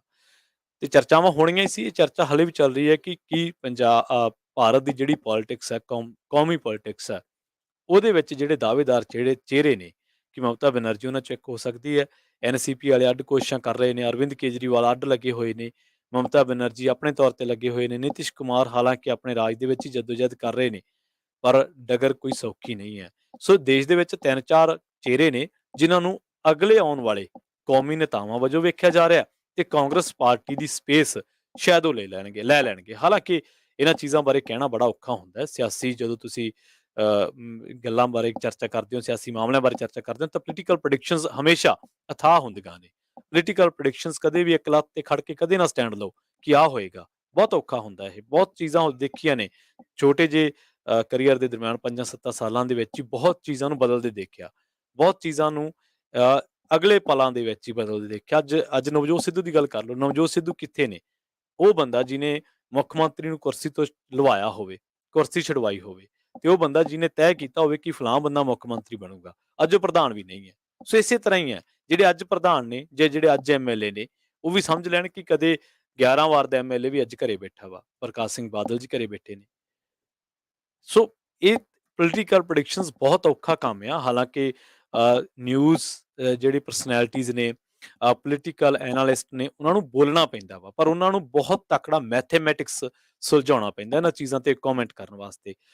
ਪਰ ਇਹ ਗੱਲ ਜ਼ਰੂਰ ਹੈ ਕਿ ਜਿਹੜੇ ਉੱਥੋਂ ਦੇ ਪੱਛਮੀ ਬੰਗਾਲ ਦੇ ਲੋਕ ਨੇ ਜਾਂ ਪ੍ਰੋ ਮਮਤਾ ਬੈਨਰਜੀ ਲੋਕ ਨੇ, ਪ੍ਰੋ ਮਮਤਾ ਬੈਨਰਜੀ ਸਿਆਸੀ ਵਿਸ਼ਲੇਸ਼ਕ ਨੇ, ਉਹਨਾਂ ਨੂੰ ਲੱਗਦਾ ਕਿ ਸ਼ਾਇਦ ਮਮਤਾ ਬੈਨਰਜੀ ਨੇ ਮੋਦੀ ਤੇ ਅਮਿਤ ਸ਼ਾਹ ਦੀ ਜੋੜੀ ਨੂੰ ਹਰਾ ਕੇ ਮੈਸੇਜ ਦਿੱਤਾ ਹੈ ਕਿ ਜੇਕਰ ਕੋਈ ਉਹਨਾਂ ਨੂੰ ਟੱਕਰ ਦੇ ਸਕਦਾ ਹੈ ਦੇਸ਼ ਭਰ ਦੇ ਵਿੱਚ ਤਾਂ ਉਹ ਹੈ ਮਮਤਾ ਬੈਨਰਜੀ। ਖੈਰ, ਜਾਂ ਸੁਪਰੀਮ ਕੋਰਟ ਦੀ ਗੱਲ ਕਰ ਲਈਏ। ਸੁਪਰੀਮ ਕੋਰਟ ਨੇ ਹਰਿਆਣਾ ਸਿਵਲ ਸੇਵਾ ਜਿਹੜੀ ਜੁਡੀਸ਼ੀਅਲ ਬ੍ਰਾਂਚ ਦੀ ਹੋਈ ਸੀ ਪ੍ਰੀਖਿਆ 2021 ਦੀ, ਉਹਦੀ ਤੇ ਰੋਕ ਲਾ ਦਿੱਤੀ ਹੈ। 6 ਮਈ ਨੂੰ ਇਹ ਪ੍ਰੀਖਿਆ ਹੋਣੀ ਹੈ, ਤੇ ਰੋਕ ਇਸ ਕਰਕੇ ਲਾਈ ਹੈ ਵੀ ਇਹਨਾਂ ਤਰੀਕਾਂ ਨੂੰ ਮੱਧ ਪ੍ਰਦੇਸ਼ ਸਿਵਲ ਜੱਜ ਜੂਨੀਅਰ ਡਿਵੀਜ਼ਨ ਐਂਟਰੀ ਲੈਵਲ ਪ੍ਰੀਖਿਆ 2021 ਦੀ ਮੁੱਢਲੀ ਪ੍ਰੀਖਿਆ ਵੀ ਹੋਣੀ ਹੈ, ਹੁਣ ਅਗਲੀ ਸੁਣਵਾਈ ਜਿਹੜੀ ਇਸ ਮਾਮਲੇ ਦੀ ਹੋਣੀ ਆ ਉਹ 9 ਮਈ ਤੈਅ ਕੀਤੀ ਹੈ। ਸਰਵਉੱਚ ਅਦਾਲਤ ਨੇ ਪੰਜਾਬ ਤੇ ਹਰਿਆਣਾ ਹਾਈ ਕੋਰਟ ਨੂੰ ਬਦਲੀਆਂ ਤਰੀਕਾਂ ਦੱਸਣ ਜਾਂ ਫਿਰ ਤਰੀਕ ਤੈਅ ਕਰਨ ਦੇ ਵਿੱਚ ਉਸ ਦੀ ਮਦਦ ਕਰਨ ਲਈ ਵੀ ਆਖਿਆ। ਸੁਪਰੀਮ ਕੋਰਟ ਨੇ ਇਹ ਹੁਕਮ ਰਾਘਵ ਘੁੰਬਰ ਤੇ ਕੁਝ ਹੋਰ ਉਮੀਦਵਾਰਾਂ ਦੀ ਪਟੀਸ਼ਨ ਤੇ ਸੁਣਵਾਈ ਕਰਦਿਆਂ ਦਿੱਤੇ ਸਨ। ਪੰਜਾਬ ਦੀ ਗੱਲ ਕਰਦੇ ਹਾਂ ਤੇ ਪੰਜਾਬ ਦੇ ਵਿੱਚ ਵੀ ਪਟਿਆਲੇ ਦੇ ਵਿੱਚ ਕੁਝ ਸ਼ਰਾਰਤੀ ਕੁਝ ਲੋਕਾਂ ਨੇ ਫਿਰਕੂਤਨਾ ਪੈਦਾ ਕਰਨ ਦੀ ਕੋਸ਼ਿਸ਼ ਕੀਤੀ ਸੀ। ਸਦਕੇ ਜਾਈਏ ਪੰਜਾਬ ਦੀ ਮਿੱਟੀ ਦੇ, ਸਦਕੇ ਜਾਈਏ ਪੰਜਾਬ ਦੇ ਲੋਕਾਂ ਦੀ ਸਮਝ ਦੇ, ਸਦਕੇ ਜਾਈਏ ਪਟਿਆਲੇ ਦੇ ਲੋਕਾਂ ਦੀ ਸਮਝ ਦੇ, ਜਿਨ੍ਹਾਂ ਨੇ ਇਹ ਚੀਜ਼ਾਂ ਨੂੰ ਕੁਝ ਘੰਟਿਆਂ ਵਿੱਚ ਹੀ ਹਰਾ ਦਿੱਤਾ, ਕੁਝ ਘੰਟਿਆਂ ਵਿੱਚ ਹੀ ਉਹ ਸਾਰੀ ਜਿਹੜੀ ਤਸਵੀਰ ਸੀ ਬਦਲ ਦਿੱਤੀ। ਅਸੀਂ ਦੇਖਿਆ ਸਾਰਾ ਦਿਨ ਤਨਾਰਿਆ, ਸ਼ਾਮ ਨੂੰ ਉੱਥੇ ਸਿੱਖ ਭਾਈਚਾਰੇ ਦੇ ਨੌਜਵਾਨ ਆਗੂ ਮੰਦਿਰ ਦੇ ਵਿੱਚ ਪਹੁੰਚੇ ਕਿਉਂਕਿ ਕਾਲੀ ਮਾਤਾ ਮੰਦਿਰ ਦੇ ਬਾਰੇ ਖਬਰਾਂ ਆਈਆਂ ਸਨ ਕਿ ਉੱਥੇ ਪਥਰਾਅ ਹੋਇਆ ਜਾਂ ਉੱਥੇ ਕੁਝ ਹੋਇਆ। ਹਾਲਾਂਕਿ ਚੀਜ਼ਾਂ ਸਾਰੀਆਂ ਇਨਵੈਸਟੀਗੇਸ਼ਨ ਦੇ ਅਧੀਨ ਨੇ, ਅਸੀਂ ਕੋਈ ਵੀ ਕਮੈਂਟ ਕਾਹਲੀ ਦੇ ਵਿੱਚ ਨਹੀਂ ਕਰਨਾ ਚਾਹੁੰਦੇ, ਪਰ ਹਾਂ ਇੰਨਾ ਦੱਸਣਾ ਚਾਹੁੰਦੇ ਹਾਂ ਕਿ ਉੱਥੇ ਹਾਲਾਤ ਵਧੀਆ ਨੇ ਔਰ ਉਸ ਤੋਂ ਬਾਅਦ ਜਿੰਨੇ ਵੀ ਦੋਨਾਂ ਭਾਈਚਾਰਿਆਂ ਦੇ ਲੋਕ ਜਿੰਨੇ ਸੁਲਝੇ ਲੋਕ ਨੇ ਔਰ ਭਾਈਚਾਰਕ ਸਾਂਝ ਦੇ ਵਿੱਚ ਯਕੀਨ ਰੱਖਣ ਵਾਲੇ ਲੋਕ ਨੇ ਤਾਂ ਉਹਨਾਂ ਨੇ ਦੋਹਾਂ ਧਿਰਾਂ ਨੂੰ ਸਮਝਾਇਆ ਤੇ ਦੋਹਾਂ ਧਿਰਾਂ ਨੂੰ ਨਕਾਰਿਆ। ਪਰ ਹੁਣ ਜਿਹੜੀ ਖਬਰ ਤੁਹਾਨੂੰ ਦੱਸਣ ਜਾ ਰਹੇ ਹਾਂ ਉਹ ਖਬਰ ਇਹ ਹੈ ਕਿ ਜਿਹੜੀ ਸ਼ਿਵ ਸੈਨਾ ਉਹਦੇ ਪੰਜਾਬ ਦੇ ਵਿੱਚ ਹੋਣ ਤੇ ਕਈ ਸਵਾਲ ਖੜੇ ਹੋ ਗਏ ਆ। ਗੱਲ ਇਹ ਸਾਹਮਣੇ ਆਈ ਹੈ ਕਿ ਪੰਜਾਬ ਦੇ ਵਿੱਚ ਸ਼ਿਵ ਸੈਨਾ ਦੀਆਂ 2 ਦਰਜਨ ਤੋਂ ਵੱਧ ਜਥੇਬੰਦੀਆਂ। ਹੈਰਾਨੀ ਦੀ ਗੱਲ ਇਹ ਹੈ ਕਿ ਇਹਨਾਂ ਦੇ ਵਿੱਚੋਂ ਕਈ ਤਾਂ ਰਜਿਸਟਰਡ ਵੀ ਹੈ ਨਹੀਂ। ਪੰਜਾਬੀ ਯੂਨੀਵਰਸਿਟੀ ਪਟਿਆਲਾ ਦੇ ਧਾਰਮਿਕ ਅਧਿਐਨ ਦੇ ਪ੍ਰੋਫੈਸਰ ਨੇ ਗੁਰਮੀਤ ਸਿੰਘ ਸਿੱਧੂ, ਉਹ ਕਹਿੰਦੇ ਕਿ ਸ਼ਿਵ ਸੈਨਾ ਦੇ ਕੋਲ ਸੂਬੇ ਦੇ ਵਿੱਚ ਬਹੁਤ ਸਾਰੀਆਂ ਫਿਰਕੂ ਜਥੇਬੰਦੀਆਂ ਨੇ ਜਿਨ੍ਹਾਂ ਦੀ ਸਿਆਸੀ ਕੋਈ ਮਾਨਤਾ ਨਹੀਂ ਹੈ। ਤੇ ਸਿੱਧੂ ਇਹ ਵੀ ਕਹਿੰਦੇ ਕਿ ਸ਼ਿਵ ਸੈਨਾ ਮਹਾਰਾਸ਼ਟਰ ਦੇ ਵਿੱਚ ਇੱਕ ਸਿਆਸੀ ਪਾਰਟੀ ਹੈ, ਪਰ ਪੰਜਾਬ ਦੇ ਵਿੱਚ ਸ਼ਿਵ ਸੈਨਾ ਦੀ ਅਜਿਹੀ ਕੋਈ ਸਿਆਸੀ ਬਰਾਂਡਿੰਗ ਨਹੀਂ ਹੈ। ਪਰ ਇੱਥੇ ਇਹ ਦੱਸਣਾ ਬਣਦਾ ਹੈ ਕਿ ਪਹਿਲਾਂ ਇੱਕ ਵੀਡੀਓ ਲਗਾਤਾਰ ਵਾਇਰਲ ਹੁੰਦੀ ਰਹੀ ਜਿਸ ਦੇ ਵਿੱਚ ਸੁਖਬੀਰ ਸਿੰਘ ਬਾਦਲ ਕਹਿੰਦੇ ਵੀ ਇਹਨਾਂ ਨੇ ਸਾਨੂੰ ਸਮਰਥਨ ਦਿੱਤਾ ਹੈ ਤੇ ਅਸੀਂ ਹੁਣ ਇਹਨਾਂ ਦੇ ਨਾਲ ਚੱਲਾਂਗੇ ਤੇ ਇਹਨਾਂ ਦੇ ਨਾਲ ਇਹਨਾਂ ਦਾ ਸਹਿਯੋਗ ਕਰਾਂਗੇ। ਇਹ ਵੀਡੀਓ ਬਹੁਤ ਵਾਇਰਲ ਹੁੰਦੀ ਰਹੀ, ਪਰ ਉਹ ਜਿਹੜੇ ਪ੍ਰੋਫੈਸਰ ਸਿੱਧੂ ਨੇ ਉਹ ਕਹਿੰਦੇ ਵੀ ਇਹਨਾਂ ਦੀ ਪੰਜਾਬ ਦੇ ਵਿੱਚ ਕੋਈ ਇਦਾਂ ਦੀ ਸਿਆਸੀ ਗਰਾਊਂਡ ਨਹੀਂ ਹੈ। ਮਹਾਰਾਸ਼ਟਰ ਦੇ ਵਿੱਚ ਸ਼ਿਵ ਸੈਨਾ ਮਹਾਰਾਸ਼ਟਰ ਦੇ ਵਿੱਚ ਇੱਕ ਸਿਆਸੀ ਪਾਰਟੀ ਜ਼ਰੂਰ ਹੈ, ਪਰ ਪੰਜਾਬ ਦੇ ਵਿੱਚ ਸ਼ਿਵ ਸੈਨਾ ਦੀ ਇਹ ਜਿਹੀ ਕੋਈ ਸਿਆਸੀ ਬਰਾਂਡਿੰਗ ਨਹੀਂ ਹੈ। ਸੋ ਗੱਲ ਕਰਦੇ ਹਾਂ ਅਗਲੀ, ਰੁਖ ਕਰਦੇ ਹਾਂ ਲੰਬੀ ਦਾ। ਬਾਦਲ ਸਾਹਿਬ ਨੂੰ ਆਪਾਂ ਯਾਦ ਕਰ ਹੀ ਰਹੇ ਸੀਗੇ। ਪ੍ਰਕਾਸ਼ ਸਿੰਘ ਬਾਦਲ ਦੇ ਚਚੇਰੇ ਭਰਾ ਮੇਜਰ ਭੁਪਿੰਦਰ ਸਿੰਘ ਢਿੱਲੋਂ ਦੇ ਕਿੰਨੂ ਵੈਕਸਿੰਗ ਪਲਾਂਟ ਦੇ ਵਿੱਚ ਅੱਗ ਲੱਗ ਗਈ, ਜਿਸ ਕਰਕੇ ਪਲਾਂਟ ਦੀ ਇਮਾਰਤ, ਲੱਖਾਂ ਰੁਪਏ ਦੀ ਮਸ਼ੀਨਰੀ ਤੇ ਹਜ਼ਾਰਾਂ ਪਲਾਸਟਿਕ ਕ੍ਰੇਟ ਸੜ ਕੇ ਸਵਾਹ ਹੋ ਗਏ। ਸੋ ਇਹ ਖਬਰ ਆਈ ਹੈ ਲੰਬੀ ਤੋਂ। ਅੱਜ ਦੇ ਇਸ ਪ੍ਰੋਗਰਾਮ ਨੂੰ ਆਪਾਂ ਖਬਰ ਤੇ ਨਜ਼ਰ ਨੂੰ ਇੱਥੇ ਹੀ ਸਮਾਪਤ ਕਰਾਂਗੇ। ਅਗਲਾ ਪ੍ਰੋਗਰਾਮ ਹਰਜੋਤ ਸਿੰਘ ਖਾਲਸਾ ਜੀ ਲੈ ਕੇ ਆ ਰਹੇ ਨੇ, ਅਪਡੇਟ ਅਮਰੀਕਾ। ਉਹਦੇ ਵਿੱਚ ਅਮਰੀਕਾ ਦੇ ਵਿੱਚ ਵਾਪਰੀਆਂ ਅਹਿਮ ਘਟਨਾਵਾਂ ਬਾਰੇ ਤੁਹਾਨੂੰ ਦੇਣਗੇ ਖਾਸ ਜਾਣਕਾਰੀਆਂ। ਜਾਂਦੇ ਤੁਹਾਨੂੰ ਇੱਕ ਵਾਰ ਫਿਰ ਤੋਂ ਦੱਸ ਦਈਏ ਕਿ ਜੇਕਰ ਤੁਸੀਂ ਵੀ ਕਿਸੇ ਕਾਰੋਬਾਰ ਨੂੰ ਪ੍ਰਮੋਟ ਕਰਨਾ ਚਾਹੁੰਦੇ ਹੋ, ਕਿਸੇ ਕਾਰੋਬਾਰ ਦੀ ਐਡ ਲਵਾਉਣਾ ਚਾਹੁੰਦੇ ਹੋ, ਪ੍ਰੋਗਰਾਮਾਂ ਨੂੰ ਸਪਾਂਸਰ ਕਰਨਾ ਚਾਹੁੰਦੇ ਹੋ, ਤਾਂ ਸਟੂਡੀਓ ਦੇ ਵਿੱਚ ਨੰਬਰ ਡਾਇਲ ਕਰਕੇ ਤੁਸੀਂ ਆਪਣਾ ਪ੍ਰੋਗਰਾਮ ਜਿਹੜਾ ਕਿਸੇ ਵੀ ਮਨਭਾਉਂਦੇ ਪ੍ਰੋਗਰਾਮ ਨੂੰ ਸਪਾਂਸਰ ਕਰ ਸਕਦੇ ਹੋ, ਕਾਰੋਬਾਰ ਦੀ ਐਡ ਚਲਾ ਸਕਦੇ ਹੋ। 408 272 5200 ਸਟੂਡੀਓ ਦਾ ਨੰਬਰ ਹੈ। ਜਾਂਦੇ ਸਾਡੇ ਸਪਾਂਸਰ ਦਾ ਬਹੁਤ ਬਹੁਤ ਧੰਨਵਾਦ ਜਿਹੜੇ ਇਹਨਾਂ ਪ੍ਰੋਗਰਾਮਾਂ ਨੂੰ ਤੁਹਾਡੇ ਤੱਕ ਪਹੁੰਚਾਉਣ ਦਾ ਜ਼ਰੀਆ ਬਣਦੇ ਨੇ। ਖਾਲਸਾ ਇੰਸ਼ੋਰੈਂਸ ਏਜੰਸੀ ਵਾਲੇ, ਜਿਨ੍ਹਾਂ ਦੇ ਨਾਲ ਤੁਸੀਂ ਕਿਸੇ ਵੀ ਤਰ੍ਹਾਂ ਦੀ ਇੰਸ਼ੋਰੈਂਸ ਲੈਣੀ ਤਾਂ ਸੰਪਰਕ ਕਰ ਸਕਦੇ ਹੋ, ਵਧੀਆ ਸੇਵਾਵਾਂ ਦਿੰਦੇ ਨੇ। 408 272 2500 ਇਹਨਾਂ ਦਾ ਨੰਬਰ ਹੈ ਜੀ। Krishan Dhanota university, Tirkiana immigration law firm ਵਾਲੇ, ਜੇ ਟਿਰਕੀਆਨਾ ਇਮੀਗ੍ਰੇਸ਼ਨ ਬਾਬਤ ਕੋਈ ਸਲਾਹ ਕਰਨੀ ਹੈ, ਕੋਈ ਸਵਾਲ ਪੁੱਛਣਾ ਤੇ ਇਹਨਾਂ ਦੇ ਨਾਲ ਸੰਪਰਕ ਕੀਤਾ ਜਾ ਸਕਦਾ ਹੈ ਜੀ। ਨੰਬਰ ਹੈ 415 909 0503। ਜ਼ੈਂਡਰ ਗਰੁੱਪ ਵਾਲੇ, ਘਰ ਖਰੀਦਣਾ ਜਾਂ ਘਰ ਵੇਚਣਾ ਹੈ ਤਾਂ ਇਹਨਾਂ ਦੇ ਨਾਲ ਸੰਪਰਕ ਕਰ ਸਕਦੇ ਹੋ। ਹੋਮ ਲੋਨ ਵੀ ਲੈ ਕੇ ਦਿੰਦੇ ਨੇ। 855 905 2575 ਇਹਨਾਂ ਦਾ ਨੰਬਰ ਹੈ। ਸੋ ਖਬਰ ਤੇ ਨਜ਼ਰ ਪ੍ਰੋਗਰਾਮ ਨੂੰ ਆਪਾਂ ਇੱਥੇ ਹੀ ਸਮਾਪਤ ਕਰਾਂਗੇ। ਜੁੜੇ ਰਹੋ ਪੰਜਾਬੀ ਰੇਡੀਓ USA ਦੇ ਨਾਲ। ਤੁਹਾਡਾ ਸਾਰਿਆਂ ਦਾ ਬਹੁਤ ਬਹੁਤ ਧੰਨਵਾਦ। ਸਤਿ ਸ਼੍ਰੀ ਅਕਾਲ।